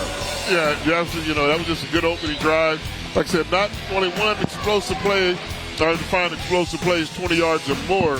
But that was just the way you want to start the game if you're Carlisle. So Carlisle got the 7-0 lead. Oakwood then drove all the way to the Indian 1-yard line before a goal line stand by the Carlisle defense. However, Oakwood was able to find the end zone in the final minute before halftime as this kickoff presented by Carroll Wirtz Tire Company. It's Blake Lawson past the 30, nearly to the 35-yard line, and that's going to be another promising field goal start. Here's the fourth down stand by the goal line defense for Carlisle. That was the third down play, and then this was fourth down. So miscommunication on the line. That was probably why Jackson Toby wasn't able to get anywhere. But Oakwood need not worry. They forced a punt, and then this deep pass, really the only deep pass of the night. That's their explosive play for Oakwood. So both teams explosive plays, and then, of course, touchdowns are always explosive. That was a fourth down and goal again from the one. They did not go with a Toby run up the middle. This time it was a pass to the right side. Michael Wasty on the reception, and that has us at our 7-7 it was score. An evenly played first half. That's why the score 7-7. And, no turnovers other than a turnover on downs that Oakwood had. A delayed handoff up the middle to Blake Lawson. He is quickly met after just 1 yard by Lucas Stroud making the stop. It's going to bring up second down and 9. Lucas Stroud, he was involved in the first play of the game. Nearly had a reception. He gets a key stop on first down here in the second half. He's rocking the baby asleep with that one. He run into that big man. You're running into a brick wall. So again, Carlisle, they've had 3 drives, a touchdown, a punt, and then they just ran out of time in the first half. A lot of these drives have gone for a significant amount of time. Close capture, by the way, presented by Thrush and Son, as Morganson's pass intended for Lawson. It's over his head, brings up third down, and a third down and long. Carlisle has not been in this situation a lot tonight. Not too often tonight, that's for sure. And we are greeting you. But the play's probably going to go through Lawson and Morganson. They've been the primary playmakers, for this Carlisle football team. Again, we greet you from Mack Hummons Stadium, just a few miles south of downtown Dayton, only a mile or so across the river from where we'll be next week, Welcome Stadium, when Dunbar and Belmont meet on week 9 of Thursday Night Lights. That's my old stomping grounds. Yep. It should be an entertaining contest between two Dayton City League schools. In the meantime, Morganson fires. That pass is Complete? Yes, it is. Wow. That is a Carlisle first down. Oh, wow. He went down for it. By guess who? Blake Lawson.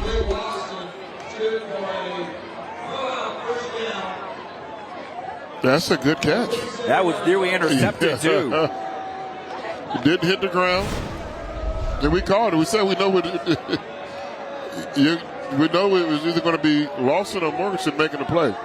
That first down is sponsored by Arby's, and it moves the Indians out to the 47-yard line. Now a swing pass left. It's going to be good for positive yardage past midfield into Oakwood territory.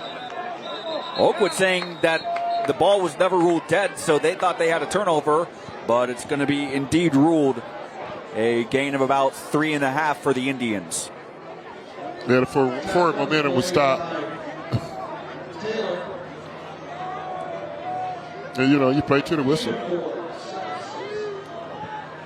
So again, this is the first drive after halftime. Carlisle already past midfield. Each of their drives, apart from the drive that ended in halftime, or actually they did not get past midfield on their second drive. They had to punt.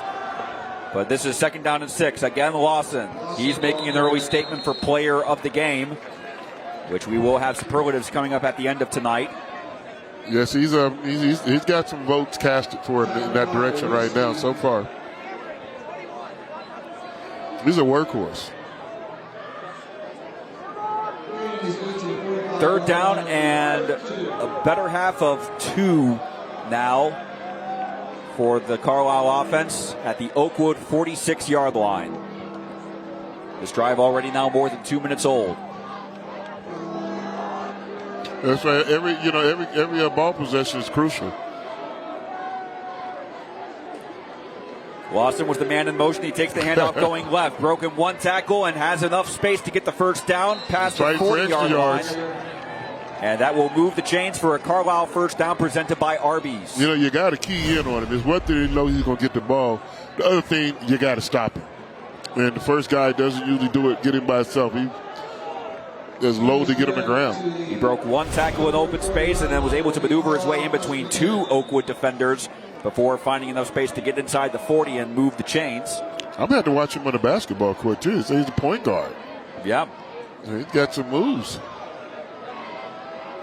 SWBO basketball played not far around the corner. Of course, high school basketball in general with the road to Dayton beginning soon. The state championships will remain at UD Arena this coming spring. I'll be there to watch them. Assuming Love high school sports, but I'll be there watching high school basketball. Assuming we have any area teams in Dayton, I will be there too. Oh, that's the only reason why you'll be there? Well, we'll make sure we got some good representatives. We did. We had 2. Somebody from Dayton would be there. We had 2 teams in the boys and girls last year, and each went 1-1.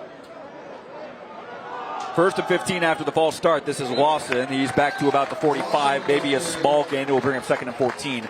Yeah, girls, we had Fort Loramie win the Division 4 crown, and Springboro was Shout the out to Fort Loramie again. And Springboro was runner-up in Division 1. And then boys, Alter took the Division 2 title, and Centerville was the runner-up in D1. Something you'll never forget. It'll last your lifetime. Yeah, I was fortunate to win 2 state championships in basketball and 2 in track. And here it is 42 years later. I remember it like yesterday. Exactly. The 42 and 43 years later. Yeah.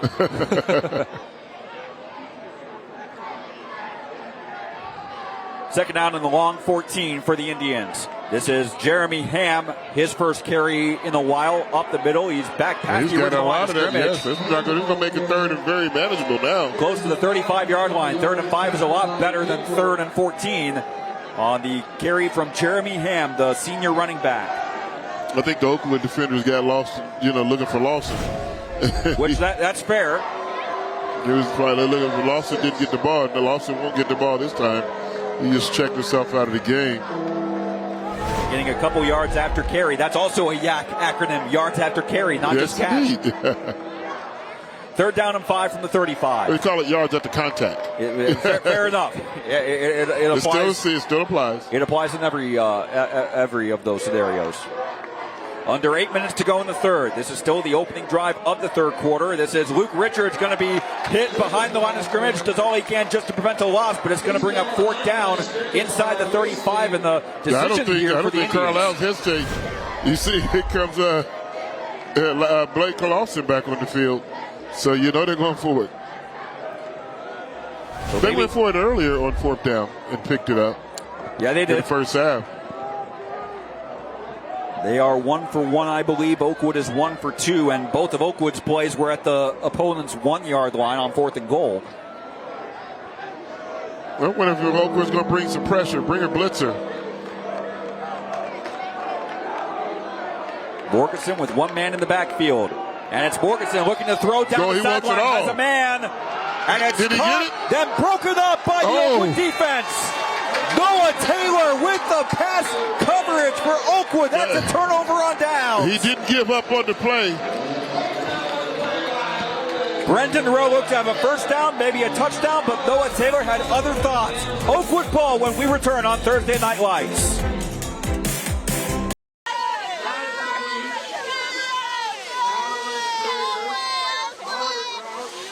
7:03 to go in the third quarter, and this is the King's Furniture Mattress best seat in the house. The Oakwood cheerleaders excited for tonight. They are definitely fired up after the Lumberjack defense forcing a turnover on downs as we come back here live. Oakwood going with a pass downfield, in and out of the hands of Noah Taylor. He had the pass coverage to force the incompletion and nearly had a circus catch of his own.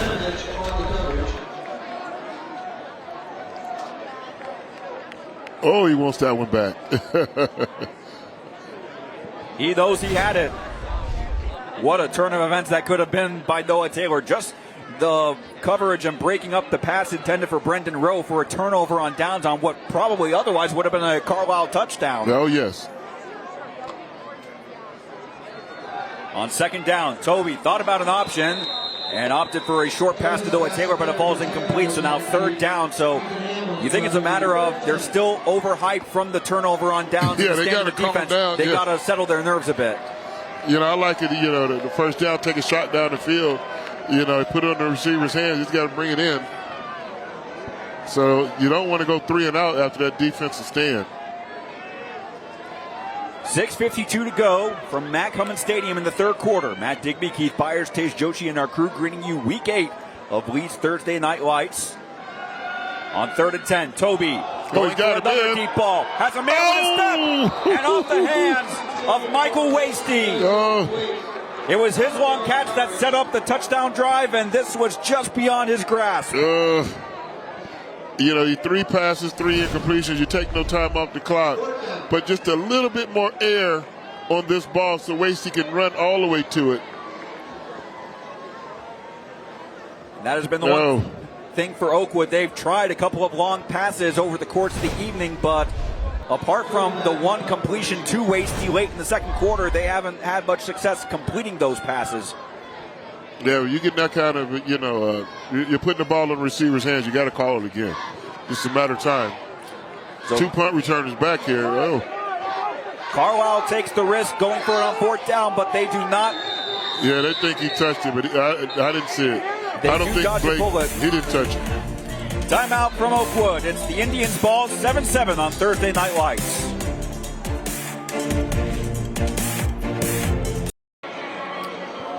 Wherever you're watching tonight's game from, be sure to interact with us on the social media platform X, formerly known as Twitter. Log on to @Dayton24. Be sure to tag the account @Dayton247 now. Wherever you're watching from, whether it's Montgomery County or Warren County or all parts of the Miami Valley, as this pass was low and intended for Luke Richards, but it falls incomplete. So now Carlisle, after dodging a bullet with a turnover on downs, not coming back to haunt them for the moment, they now have to reset with a 2nd down and 10 upcoming. Yeah, that ball must be a little slick. I know it's a little colder outside, and the ball has a little moisture on it because both teams seem to be having, you know, getting a handle on these passes. In a chilly night is expected for mid-October, and on a true grass field here at Oakwood, our last game of the TNL schedule that will be played on true grass. We are at turf stadiums next week and in 2 weeks. Morganson on the QB keeper on second down. He's going to get close to about 7 or 8 yards. We'll set up third down and short. That was a good read. He didn't rush it. Usually a quarterback keeper, you see quarterbacks have a tendency to rush it. He sat back, read, looked downfield, and took off. An open tackle play made by Oakwood on that play. They need a couple more of those throughout the rest of the game, as we're now coming up on 6 minutes to go in the third, exactly the halfway point.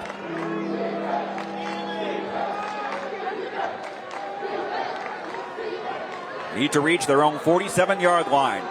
Delayed handoff to Lawson, and he will be stopped short. Big decision here, 4th and less than a 1. Got to about the 46, but the Oakwood defense stood firm. A key stop, number 66, Michael Eckert, among those making the play to force Carlisle to make another 4th down decision. No hesitation, they're going to go for it. They want to rush up to the line. Morganson pushing his way forward, and first glance, he should have enough to move the chains. Oh, yeah, they went tempo. Oakwood didn't get their defense totally set. So Josh Kugel making the one decision a couple moments ago with a deep pass that backfired, but this play works in Carlisle's favor for a first down presented by Arby's.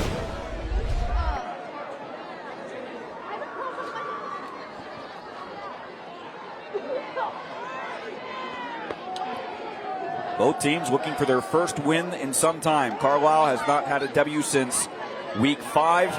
As Lawson breaking free on the left side, and that's another first down presented by Arby's. It takes the Indians inside the 40-yard line to about 35.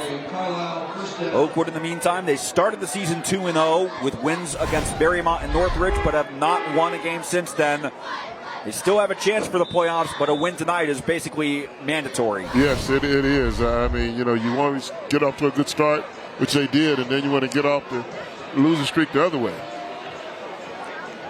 Especially with both teams having pivotal matchups to close the regular season. Oakwood will be back here next week for their final home game against Bellbrook, and week 10 a trip to Middletown Madison. High snap on first down. Morganson to the left side, broke west, one tackle in the backfield, and is able to turn that play into a positive gain for 1 yard. We'll bring up 2nd and 9. I'm still, at this point of the game, we haven't turned no turnover. Not that I'm trying to be Nostradamus to try to get a turnover by any team, but both defenses have played solid. But you want to take the ball away from that offense. Both teams have turned the ball over on downs once, but like you said, no interceptions, no fumbles. This screen out to Lawson, going to be up for no gain. Good open field tackle by Michael Wasty. That will force a 3rd and long for Carlisle. Yeah, so this overall is a good, clean game, and that's why we have such a game, 7-7. No, both teams are taking care of the ball, so I'm sure coaches definitely emphasize that. But the only thing with Carlisle, I just don't like those high snaps. And Carlisle has a couple of tests coming up to themselves to close the regular season. They are back home against Middletown Madison next Friday, and week 10 they go to Preble County and Eaton. That's where we started our season with a very good Eaton team getting the home win against Greenville. Eaton has a big test tomorrow night against Brookville. 3rd down and 10. Shovel pass forward to Ethan Ham. He's going to be met behind the line of scrimmage. Michael Wasty with a tackle for loss. He stayed at home and set the edge. He didn't get nosy. Because Lawson is a good decoy, and they faked it to Lawson. He gets the ball a lot, so that was a way to set the edge. So right idea by Carlisle trying to catch the Lumberjack defense off guard, but the problem is that play they did not catch him off guard. Wasty was ready. He was ready, read his keys. Nobody, lurk fake, lurk to reverse. Sawyer Morgan and Carson Dinkler are 2 men back deep for Oakwood, back at inside their own 5, and they're going to let the ball bounce, and it will actually go into the end zone for a touchback. So Carlisle nearly was able to down the ball inside the 5. Would have really put Oakwood up against it, but the Lumberjacks will be able to start from their own 20. We got a ball game here tonight. We have got a ball game. 2:18 to go in the third quarter. The Miami Valley, many of them have cool items, and there's a very cool one being served here in Oakwood. Follow me and take a look at these giant pickles. These are a trending item, a top-selling item here at the concession stand, and yes, these pickles are humongous, and I've seen a fair amount of people purchase them already tonight. I should mention all the folks who work in the concession stand, parents of the band, so of course it's all going back to support the community. But yes, I can't get over these giant pickles. They're a fan favorite here in Oakwood. My friends, back to you guys up in the broadcast booth. All right, Tage, thank you. This Tage first is down teasing play. me. You know I like pickles. I like big deal pickles like that. Just straight up on their own, or just like that? I ate them like that as a kid. All right. I don't think I need to be eating when I'm doing the telecast. Carson Dinkler had the carry for no gain, so it's going to bring up second down and 10 for the Lumberjacks as we're now under 2 minutes to go in the third quarter.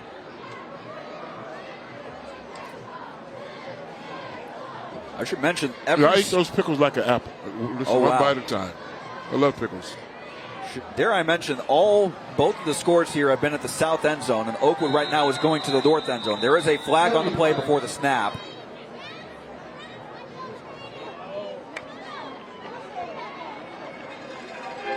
Indication is illegal shift.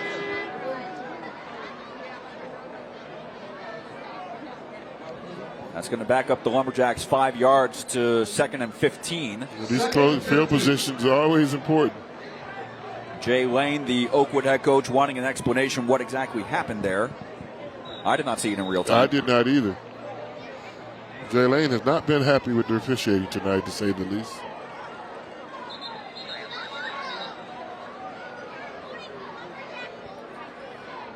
So with 1:31 to go in the third quarter, it's going to back up the Lumberjacks to their own 15-yard line. Second down and 15. Again, this is a key contest in the Southwestern Buckeye League for both teams I talked with both head coaches yesterday. They stressed going with a week-by-week approach, but they also did not shy away from the big picture. A win for either team is huge in terms of realistically wanting to make the playoffs. Both teams, they still have a chance, but a win tonight is absolutely paramount. Swing pass, and that's good for a positive game, but a flag on the play during the run. Mask again. Michael Wasty was the receiver on that play, but we'll check the flag. Yeah, I thought it was face mask.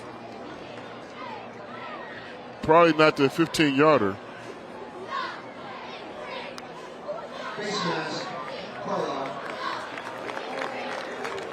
And we have had a couple of face mask penalties that have not resulted in direct first downs. It just moved it second and closer. But there it is. Get that head turn.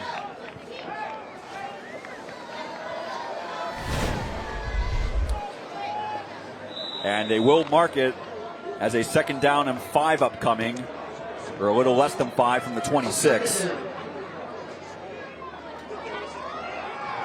Sawyer Morgan up the right side to the 29, tried to fall forward, and the Carlisle defense able to keep him from getting the line to gain. So it's going to be 3rd and short for Oakwood. Lucas Trout, he just blocked this guy down the field, and number 55 is getting up a little slow. At the end of the block, Lucas Trout fell on top of him, and he's going to feel that in the morning. He's not already feeling it tonight. Under a minute to go in the third quarter. 3rd down and 1 for Oakwood. They have not led today. Carlisle scoring late in the first quarter, and the Lumberjacks tying the game with under a minute to go in the second quarter. But a 3rd down, they need to reach their own 30-yard line. Toby, QB keeper, and he will dive forward. That will be enough for a first down presented by Arby's with 29 seconds left. Like I said, this game is going to go to the fourth quarter before we find out who wins it. And from Toby's perspective, when in doubt, just do it yourself. Yeah. We got time for one more play this quarter. They're going to the north end, and that's where the Oakwood students are. A live look at the Oakwood student section. Of course, they got the memo for Pink Night, a new theme for Breast Cancer Awareness Month. 11 seconds and counting. There is 5 seconds and counting on the play clock, so there will be at least one more snap in this third quarter. It's a handoff up the middle, and met for no gain, and that's how the third quarter will end. So it was an even first half. We've had an even third quarter. Oakwood has the ball and a chance to take the lead, but we're tied 7-7 on week 8 of Thursday Night Lights.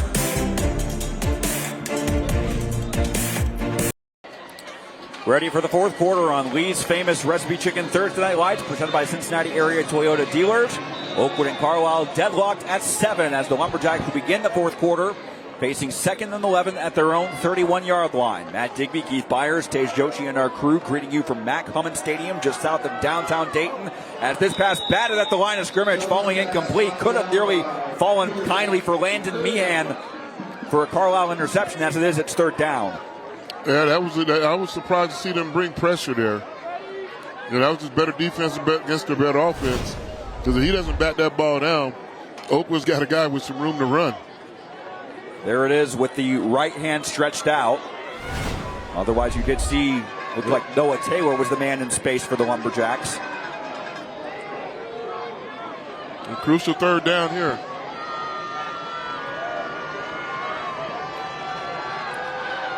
Toby to the left side. Fires and incomplete and low. Clean coverage by Ethan Ham on defense for the Carlisle Indians. Noah Taylor was the intended receiver, and it's going to be a 4th down situation with 11:50 to go. Yeah, if he would have caught, he still would have come up short. It's good, great effort.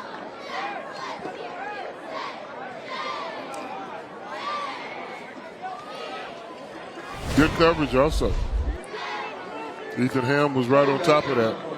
4th and 11. Oakwood is not going to risk it. They will punt with Toby back at his own 15-yard line. Gets the punt away. And Lawson's going to let it go. Bounce.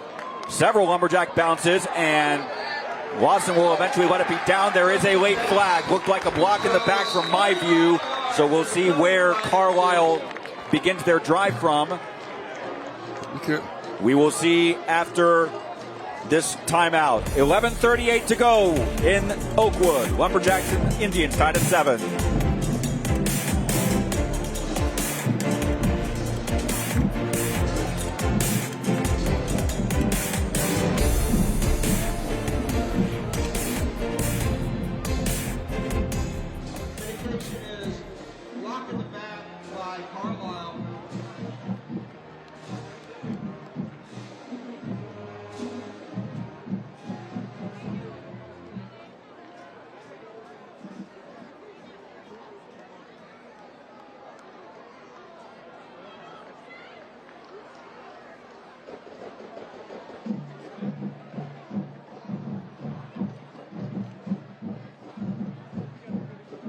Officials mark the ball at the 13-yard line. It'll be 1st and 10 Carlisle.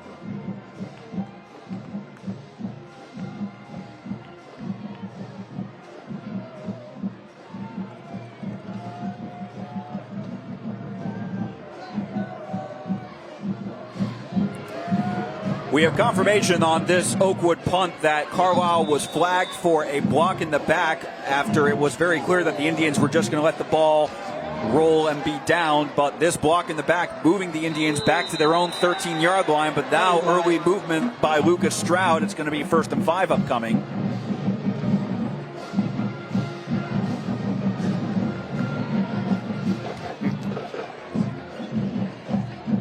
Both teams getting a little overeager. It's a situation where there's still a lot of game time to still go. Yes.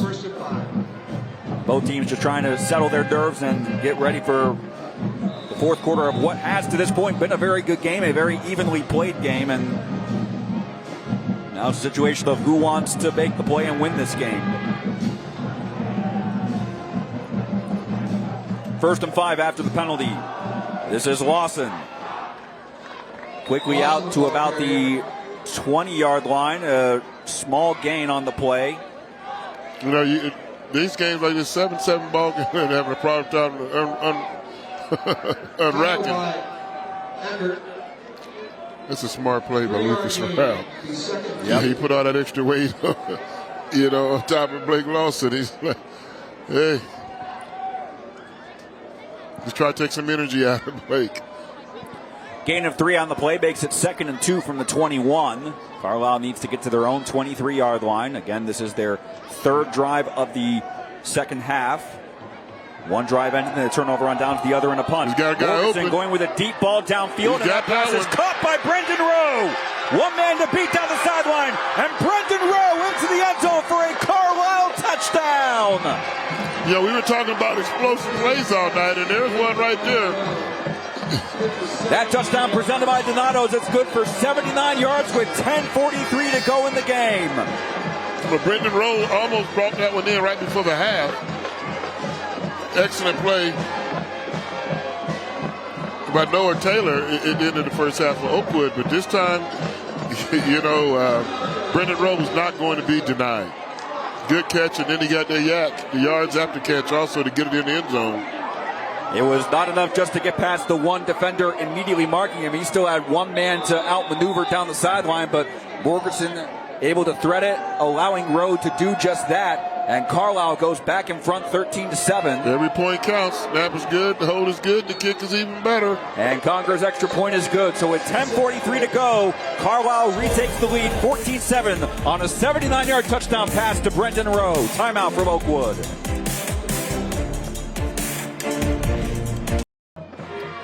Well, both teams' scoring drives took up a lot of time on the clock, but this scoring summary presented by Arby's, 2 plays, 83 yards, a 79-yard touchdown pass from Colby Morgerson to that man, Brendan Rowe, and that is the go-ahead touchdown that puts Carlisle back in front, 14-7 on Week 8 of Thursday Night Lights. As we get set for the ensuing kickoff, Oakwood has responded once before late in the second quarter. Now they'll need to do so in the fourth quarter, as this kickoff is sponsored by Carroll Wirtz Tire Company. 2 men back deep for the Lumberjacks, and one of them will have a chance at a return from the 15-yard line. This is Noah Taylor. Started to go upfield, but quickly ran into trouble, and forward progress should mark him about the 15-yard line, but still Oakwood will have its work cut out for it on offense. Yes, they will. You got to go north-south on that. Yeah, it's varsity football. It's hard to turn the corner. Well, here's a live look at the King's Furniture and Mattress best seat in the house. A live look at the Oakwood students who have been supporting the Lumberjacks, and they have been treated to a very entertaining game. But now they're in a situation they'll have to see, can the Lumberjacks come from behind and get the win?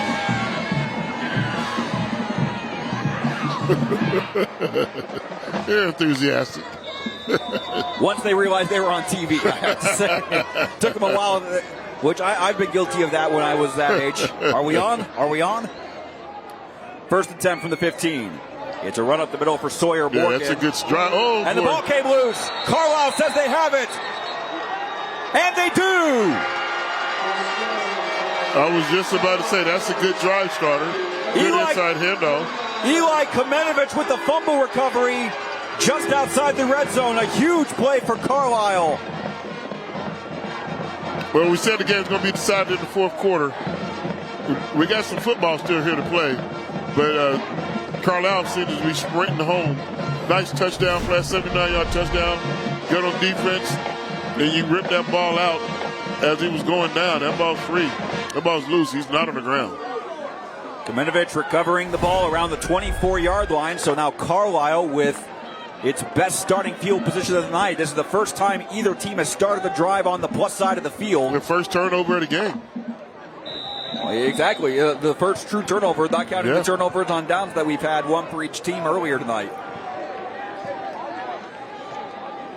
10:20 to go. Carlisle will set up from the Oakwood 24-yard line. Morgerson going to the end zone. He wants Rowe again. Rowe makes the catch. There is a flag. No, he's saying incomplete now. Is offensive interference? Offensive pass interference? Wow, what a turn of events. They get Rowe for pushing off. Well, that's why he didn't signal touchdown. Can't blame Carlisle for wanting to go that same route again, because they did it in the last drive. It worked for a touchdown, but let's see this angle. He's holding him off. That's physics right there. He had a big 6'3" wide receiver. So no 24-yard touchdown for the moment. Instead, it will move the Indians back to the 34-yard line. It will be 1st and 20. I know referees don't like me to say it, but that's not a makeup call, is it? For the 15-yard penalty in the first half? That I don't know. But pass interference, the phantom pass interference in the first half, but we let that go. I do know what play you're talking about. That I'm not sure. Usually they wouldn't wait this long to make that kind of a makeup call, though, I don't think. Oh, interception. And that pass may have been intercepted. Yes, it is. Intercepted by the Lumberjacks. Michael Wasty again for Oakwood. Wow, what a turn of events there. Went from a touchdown, pass interference, no touchdown. The next play, interception. And we've had 3 quarters of no turnovers, but back-to-back drives now. A lost fumble and now an interception. What a play by Michael Wasty. Not just getting 2 hands, but getting 2 feet in bounds. Getting 2 feet in bounds. We got a ball game, folks. 14-7. Carlisle unable to extend their lead, but now Oakwood needing to respond. Jackson Toby on the keeper. Quickly to the 40-yard line, 6-7-yard run. That helps. Both teams do have 3 timeouts in their pocket. Neither team giving up. Both teams are, slugging it out. Well, considering not just the pride and the novelty of winning on Thursday Night Lights tonight, but also what's at stake, big picture. Neither team really talked about it a whole lot. They go week by week, but you can't ignore the playoff factors and how you want to play November, you got to take care of these games right now. And early movement. Oh. Who moved first? They look like both I think it's going to be Oakwood. The right tackle. No too anxious. Jack Eberly was maybe a little overeager, so it will be 2nd and 8 now. Back at the 34-yard line. Here's another play, or another angle. Used to tell the offensive lineman, hold your water. We know you want to go hit somebody, but you got to hold it.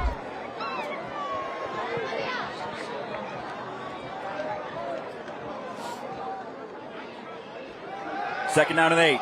Toby's pass. That's complete. Wasty able to muscle his way forward to the 45-yard line. Oakwood wants a flag for late hit, and I think they got it too. No, I didn't see a flag come out. It's right in front of the official. They waited until after out of bounds. I saw them throw the flag very late. The line judge, right near, it happened in front of him. He got to throw the flag.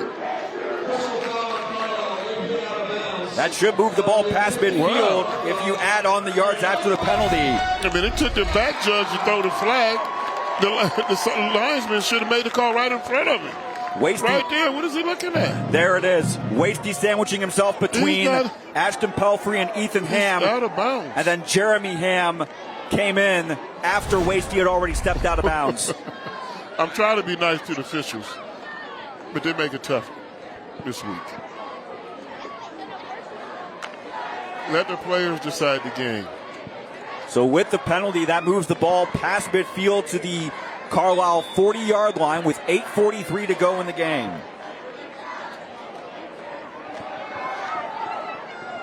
Morgan up the middle. Remember, his last carry was a lost fumble. This time, no fumble on the play. He got a couple hands on it that time.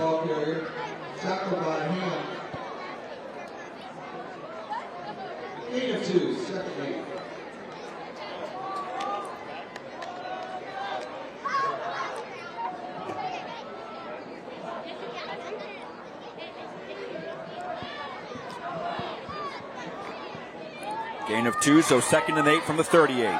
Toby. Middle screen pass to Morgan. Has enough room for a first down. No flag, and inside the 30. That will move the chains. Going here. That's a Lumberjack first down presented by Bathmasters. Oakwood's playing with a lot of confidence right now. They have that look in their eye. They're not going to be denied until they get 7 points on this board to tie this ball game up. If you're Carlisle, you got to find something extra. You got to dig a little deeper to stop them. Dare I say, are they going to be happy with just going for 7? Do they want to go for 2 and decide the game right here? First and 10. Toby going to the end zone. Wasty, touchdown, Oakwood! The ball came out late, but is it a touchdown? The pass for Wasty goes incomplete. No. Second 10. Referee, it is incomplete. This isn't college and pro. Ashton Pelfrey with the defense.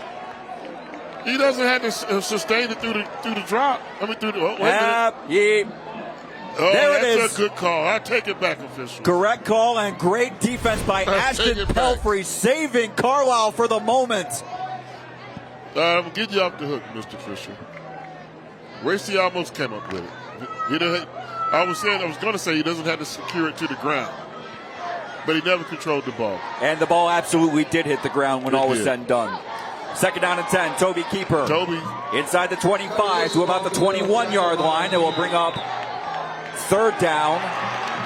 And a late flag after the play. Oakwood fans are behaving like it. I'm going to let the players decide the game, Mr. Fisher.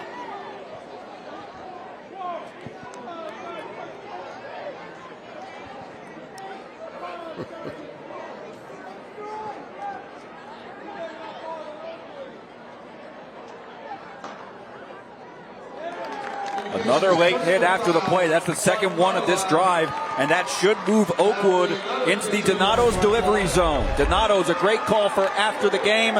Order online for pickup or delivery at donatos.com. Every piece is important. Yeah, there are a couple of guilty parties, I have to say. It's offsetting penalties. You call them both or you don't call it at all. I don't like that call. You either call it on both teams or you don't make the call. At the 7-yard line. If I'm Carlisle, I'd be very upset with that. Just like any sport, football, basketball, baseball, you just ask the officials to be consistent. And it's somewhat inconsistent tonight. Well, the ruling with the placement of the ball after the penalty, it's first and goal from the 7-yard line. 7:15 and counting in regulation. I would definitely say it's 4-down territory for Oakwood. 100%. No field goal. Toby to the right corner of the end zone. A man wide open for an Oakwood touchdown. Michael Wasty from 7 yards, and that touchdown presented by Donato's. 7 yards to Michael Wasty. Now the $1 million question, Keith Byars. Extra point? Extra point or go for 2? Ooh. I got to kick the extra point. Kick the extra point? Yeah. They haven't led all night. And now it's not time to take the lead. You want to tie the ball game up, extend the game. If you don't get it, you're down a point with 7 minutes to go. Connor Mackey, the sophomore, to attempt the extra point. High snap, and the kick was off to the left side. It is no good. All night long, Carlisle has had the high snaps. This time it's Oakwood, and it doesn't pay off. We had a miscommunication on a PAT to determine our Week 3 game between Miami East and Northwestern, and right now 14-13 on a wide left PAT attempt. You got to shake it off and go score again. You got to stop it. Plenty of time left to make the stop, defensive stop, and get the ball back for another drive down the field. But here's another look at the touchdown pass. Wasty wide open on the reception. Oh, good inside. Yeah, he didn't push off. That was just a good move. But now here's a look. This was the difference in our Week 3 game, and as of now, it's the difference in Week 8. He did get the ball square to the tee.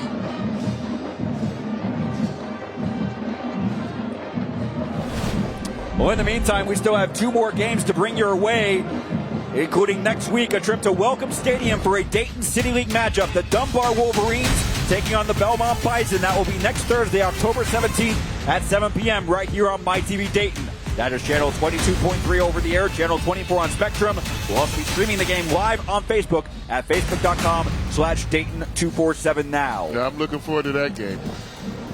Brings back a lot of memories. I've scored a few touchdowns in that stadium.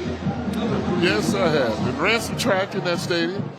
Yeah, that's one of the reasons why they call it Welcome. Everybody's welcome. Exactly, yeah. Well, I know Dunbar, they have a big test coming up tomorrow night on the road at Trotwood. They're trying to get some momentum back. They just got their first win of the season a few weeks ago in DPS play. Belmont 2-0 in City League play. It's right now between them and Meadowdale for the lead in the City League standings. Meadowdale's playing some good football this year. Meadowdale did beat Dunbar rather comfortably 6 nights ago. But Dunbar is the defending champion in Dayton City League play, so they're not roll over easy. They're not going to give that crown away. They're going to make Belmont and Meadowdale work for it. Now, Meadowdale has gotten the 1 win.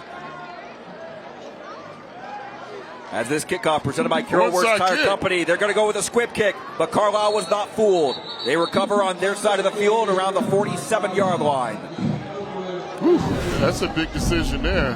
I mean, almost though. You got to trust your defense to get out the field here. Well, the way Mackey placed it, Connor Mackey, the sophomore kicker, he put it in a position where if anyone from Oakwood was going to recover it, it was only going to be him.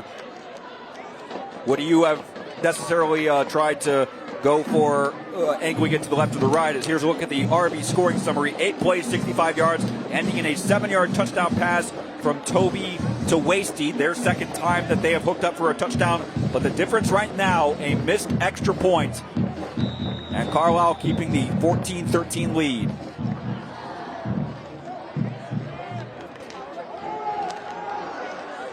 Lawson up the middle. And Oakwood also trying to be extra vigilant just in case the ball comes out and an opportunity for a loose fumble. Yeah, you don't want to start calling timeouts just yet. But if they get a first down here, the next time you may have to start thinking about it.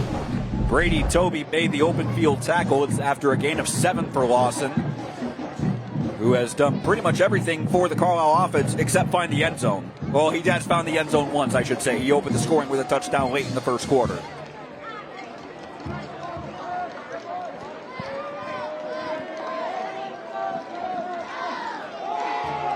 Lawson again. He was met behind the line of scrimmage at first and does all he can to actually manage a small gain out of that play, but still third down for the Indians.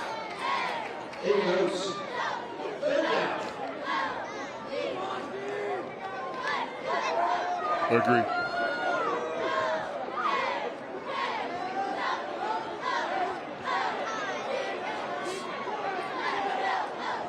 Big third down here. On third down and short. Looked like Morganson tried to keep it. It's a lot of bodies there. I think he's short. I'm not, they're not. Preliminary indication the referees aren't ready to move it. They're not easily indicating the referees to move the chains. I think it's a fourth down.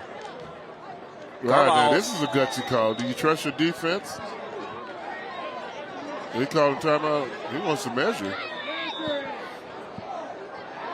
And from that angle, it doesn't even close. The ball's placed at the 43-yard line, and we see the line to gain is very clearly the 42. So it's going to be fourth down and 1 upcoming. Well, I had a referee tell me, cause I said, why do they measure less, here in Ohio on fourth down? And he said, well, because most of these fields are field turf, and we know what 10 yards is. But on these grass fields, when they, your local guy lines the field, they said it's not always 10 yards. It can be a little bit, a smidgen short or a smidgen more. That's why they less likely, to do it on field turf. But on natural grass, they're more likely on natural grass. Makes a little sense to me. Well, there we see the official ruling. It is less than a yard. So 4th and inches upcoming for Carlisle. I mean, with just about 5.5 minutes to go in regulation. Before they brought the chains out, it looked like it was about a yard short. Yeah, it looked much closer when they brought the chains out. Yeah, when they and it was from real time. They had the downs marker clearly at the 43-yard line, or at the 42-yard line. It kind of makes my point, huh? Where's 10 yards? Exactly. There's a sort of thick white line and of course a thin white line in between. So fourth down, Carlisle is 1 for 2 on fourth downs today. Morganson up the middle. 2 for 2. First glance, it looks like he has it. And more than that. But they just needed the fourth down to move the chains, and that is a Carlisle first down presented by Backmasters.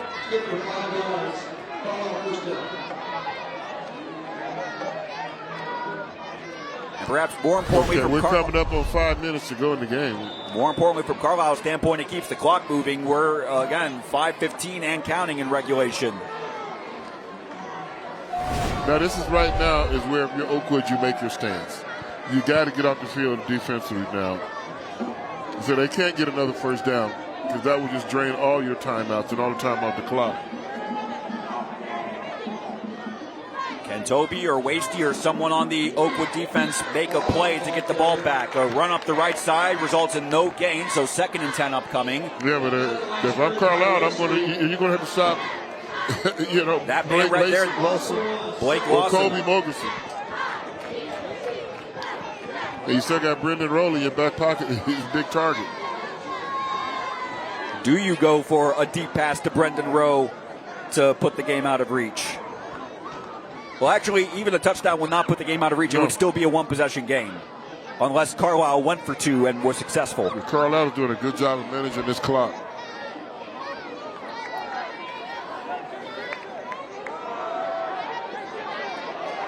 Another handoff up the right side. It's going to be another loss, and we will have a timeout with 4:04 to go. The Coach Lane is trying to save one of those timeouts for the offense. So he didn't call it on first down, so that was smart, clock management. It is officially a timeout charge to Oakwood. That is their first, so they have 2 left and 4 minutes of game clock to work with if they can get a stop here on 3rd down and 11.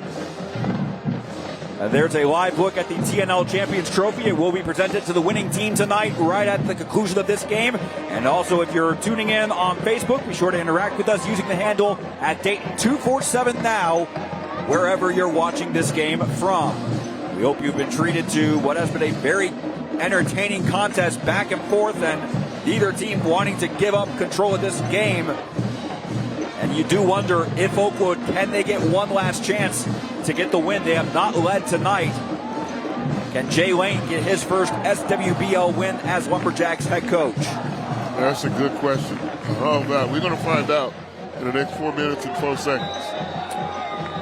From the Oakwood 40, need to get to the 29-yard line. Do you throw 3rd the down ball and here, 11. do you run it? 1 man in motion, 2 men still in the backfield along with Morgerson. Delayed handoff to Lawson. Oh, plenty of room up the left side. And Lawson diving forward for a Carlisle first down presented by Bathmasters. Excellent call. Misdirection. You get the defense flowing to the right and you hit a delayed handoff, to the left. It's an old-fashioned draw play. Sprint draw to the right. Lawson had a blocker with him, Jeremy Ham, but Ham wasn't even really called into duty because everyone was going to Lawson's left. Then he stayed in bounds. The running back found plenty of space to his right.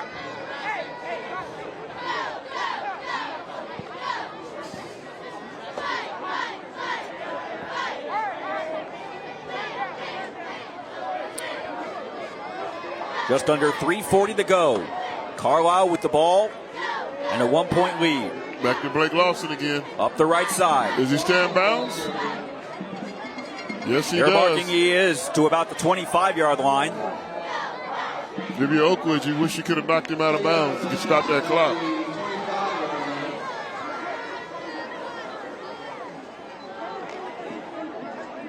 Second down.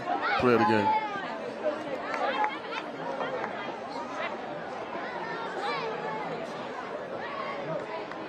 The goal line stand.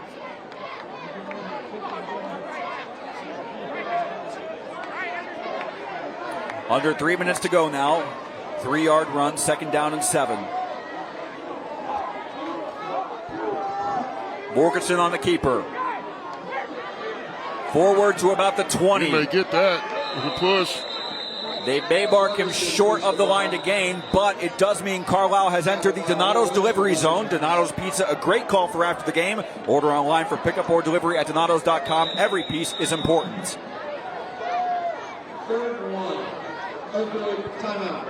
Oakwood has called their second timeout with 2:32 to go, and it is a 3rd down and 1 upcoming for the Indians. If they don't get the 3rd down here, do they try the field goal and try to rely on their defense for one last stand? No, I wouldn't go for the field goal. I would go for the 4th down. Also, in the meantime, it is just after 9 o'clock here Eastern Time. Be sure to tune in on ABC 22 coming up at 11 o'clock for Dayton 24/7 now on ABC 22. Elise Coulter will have the latest news and we'll have the weather updates, not just here in the Miami Valley, but the latest news of the weather that has affected the state of Florida, the after effect of Hurricane Milton, and the various storms that have been affecting Florida over the last 24 plus hours.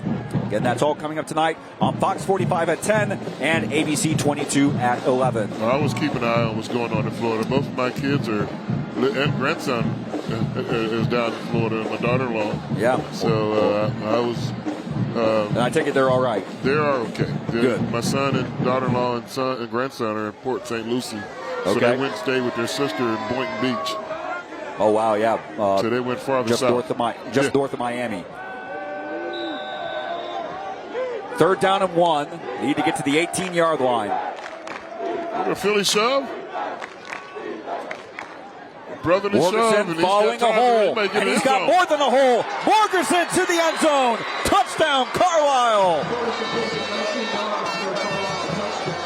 They needed one, and the sophomore quarterback decided, well, I'll just get all 19 yards. That's a touchdown presented by Donatos.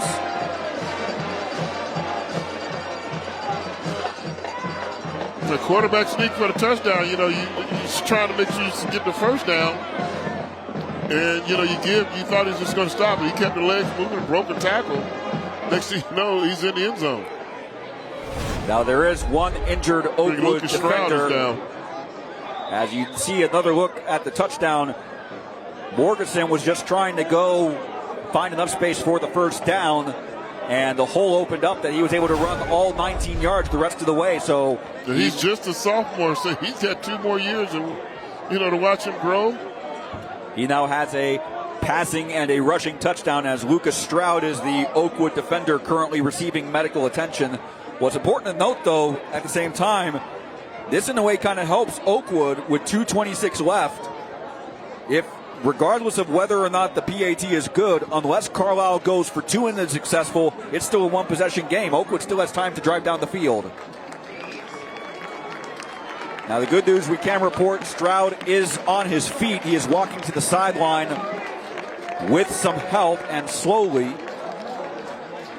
Well, we certainly. He's on his own power right now. He is under his own power. That's always good to see. Come back and play tackle or not. When the offense gets the ball back.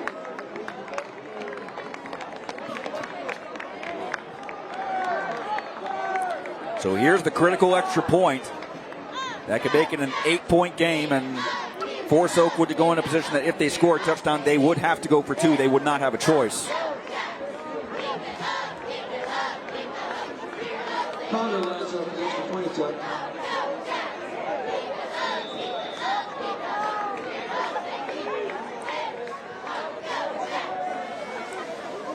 Drew Conger to attempt the PAT for the Indians to make it an 8-point game. Oh. Almost got a piece of that. Let's get rushed. There is a flag on the play thrown after the kick, but it is good for the moment, 21-13. The referee basically signaled the PAT was good and then threw the flag right afterwards.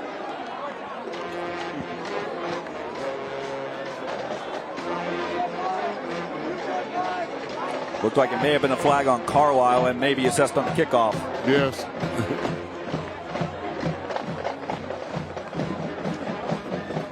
Anytime it could be one of those 15-yarder or sportsmanlike conduct verbally.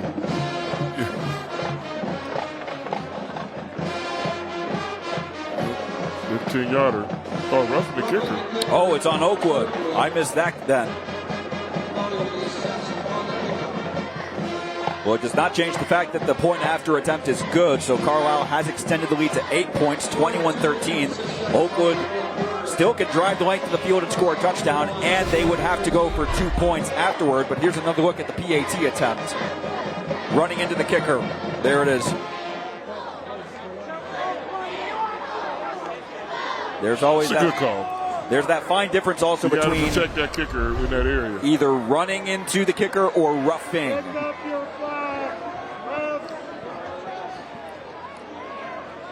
But 2:26 to go. Oakwood, they've been able to respond to the call. I don't think we've seen a kickoff return this year, right? For a touchdown, we have not. Right. Oakwood said they got a chance to be the first. Well, this kickoff will be from the Oakwood 45-yard line. In the meantime, we can say Lucas Stroud is jogging, albeit slowly, up and down the track. Jackson Toby's wanted to know if his personal protector was going to be coming back.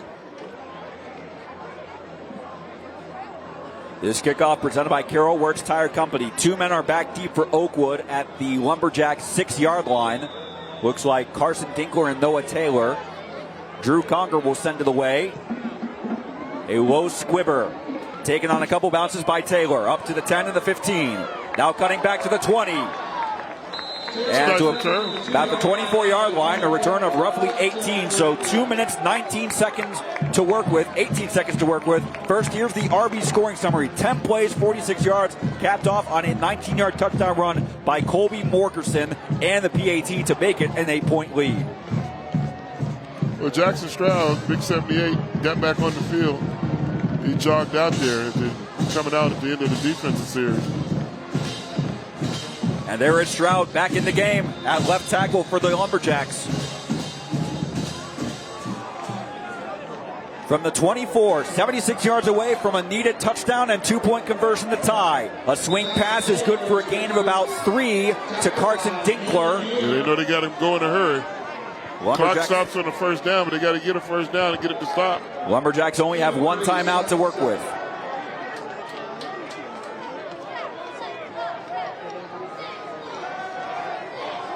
Quick throw is complete to Wasty, and they just wanted to get the first down. They did so. Wasty to about the 34-yard line. That will move the chains for an Oakwood first down presented by Bathmasters.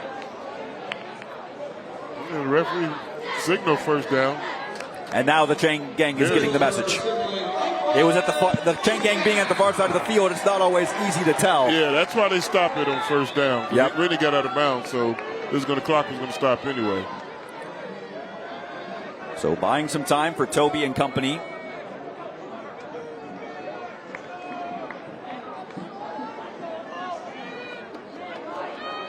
know, Wasty is my guy. I got to look for it going deep. They're going to get some.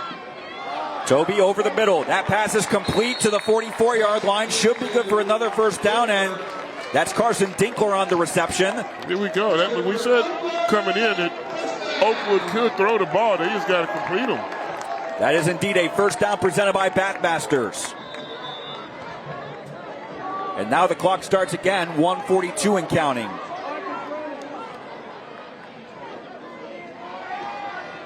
Toby. That pass was low, intended for Wasty, but good, it was low. Toby was also it's not enough for the first down. The clock is still running. Toby was also finding himself under pressure. It was a situation he needed to get rid of the ball to avoid the sack.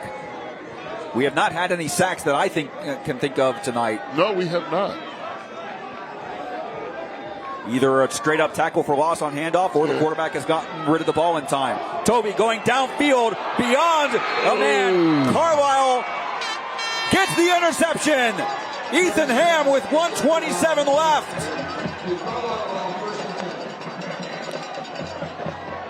That might be the ball game. Toby was looking for a man on the right side, but got a little overeager. Ethan Ham read the play to perfection for the Indians.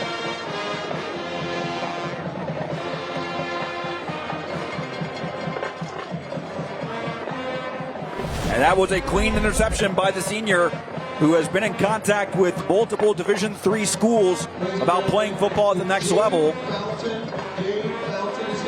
He's considering Otterbein. He's considering Ohio Northern. And plays like that will certainly... Those are some excellent schools. Play good football in that conference also.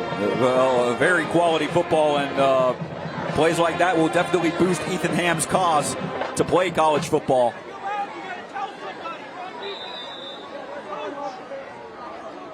First and 10 Carlisle. They take over at the 34-yard line. Oakwood does have 1 timeout.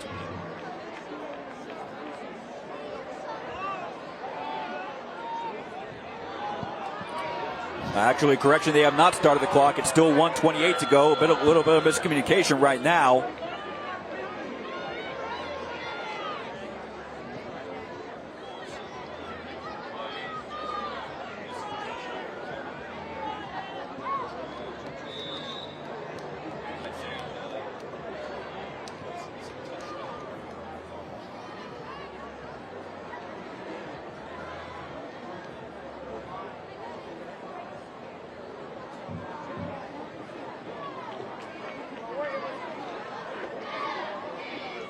How much time are they going to run off the clock?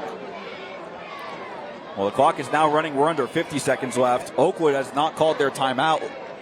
Oakwood does have a timeout, but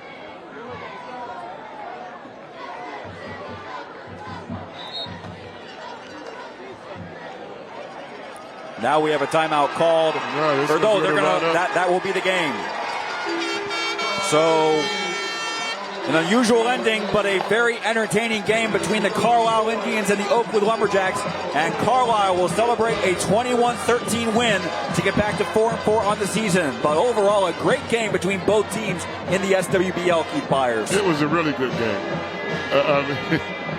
Turnovers didn't come by either team until the fourth quarter. Evenly matched. It's one of those games you hate to see either team lose because they gave it all. I mean, they loved playing on Thursday night. Oakwood played their hearts out. Carlisle gave everything they had, so very good game. Trophy presentation is next. Indians win on week 8 of Thursday Night Lights. 21-13, the Carlisle Indians back to 500 with a win on the road on week 8 of Thursday Night Lights. And time now to join the winning head coach Josh Kugel and the victorious Indians. Here's Tej Joshi with the trophy presentation. Coach, that was a huge electric win, a hard-fought game. You guys were going back and forth throughout the match. What was the key for you guys to keep your whole team motivated for a big win tonight? We didn't have to do a whole lot to keep them motivated. They really wanted this one. So just giving maximum effort the entire game, and they did that. So I know it's hard to pick just one person or one position group, but if you had to single somebody out or some group of players out, what was the key to victory, or rather, who was the key to victory tonight? So we call our offensive line the tanks, and whenever they're moving people up front, we're pretty good, and they did that tonight. So shout out to the tanks. Well, shout out to the tanks, shout out to that offensive line, and a shout out to your whole team for winning tonight. Our Thursday Night Lights Elite Famous Recipe Champions Trophy. Here you guys go.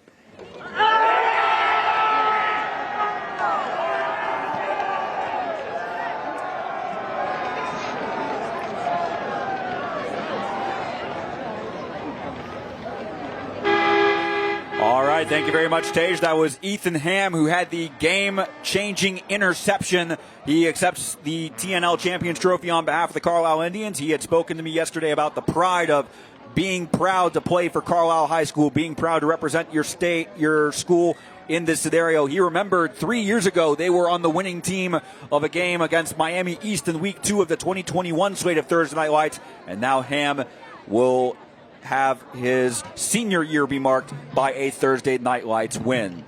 Time now for our superlatives. We're going to start with our Carroll Words Tire Company play of the game, and it is this interception by Ethan Ham as Oakwood was driving for a tying touchdown. Ham with the interception to give the ball back to Carlisle. What a play by the senior. That was a big-time play. That snuffed out any chance that Oakwood had to get back and win this game or tie to get it in overtime, and that was the play of the game. Big play. Big play for Ethan Ham, and time now for our Big Sandy Superstore Big Impact Player of the Game. There really was only one option from our stand. Josh Kugel did give credit to the offensive line, but we have to give credit to Blake Lawson. He was outstanding tonight. Blake Lawson on defense making a big tackle.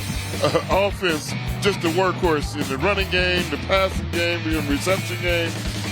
Whenever they needed a play, number 3 was somewhere around it, and he was making that play. Key block, big run. Big-time challenge. He's going to sleep like a baby tonight. He worked overtime hard. He worked really hard, and he deserved to be the player of the game. Lawson easily clearing 100 yards for the game, and he had the opening touchdown to boot. And time now for our final superlative, our Carroll Words Tire Company drive of the game. We were going for the fourth quarter drive when Carlisle got the ball up 14-13 after a missed PAT, and they were able to drive down the field with runs like this from Lawson, and it was ultimately Colby Borgeson with the 19-yard run to put the game in an 8-point lead in favor of the Indians, and they were able to hang on for the win, but this was a key play here. That was a really key play. Fourth down, they're going to go quarterback sneak, short yardage, and he just kept his legs moving, and next broken tackle, 2 tackles. Hey, where you go in the end zone, and they got the victory. So Carlisle now 4-4, still very much in their control of their own destiny for a playoff spot as they'll return home next week against Middletown Madison. In the meantime, Oakwood is now 2-6. They have their final home game next week against Bellbrook. Really quick, I do want to mention happy early birthdays to you, sir, Keith Byars. Thank you. My birthday is coming up on Monday. Birthday on Monday, and Sunday will mark 40 years to the day since your 274-yard performance for Ohio State when the Buckeyes rallied from down 24 points to beat Illinois. Yeah, that was a school record at the Ohio time. Stadium at the time. It has 5 been eclipsed touchdowns, since. 274. But, but Sunday marks 40 years to the day since that comeback. The Buckeyes went over Illinois, and then happy early birthday again coming that up was on my Monday. birthday present back then. Exactly, yeah. That was quite a birthday present Yes, it 40 years was. ago. Yeah, but that will wrap it up for Week 8. Be sure to join us next Thursday. We will be at Welcome Stadium as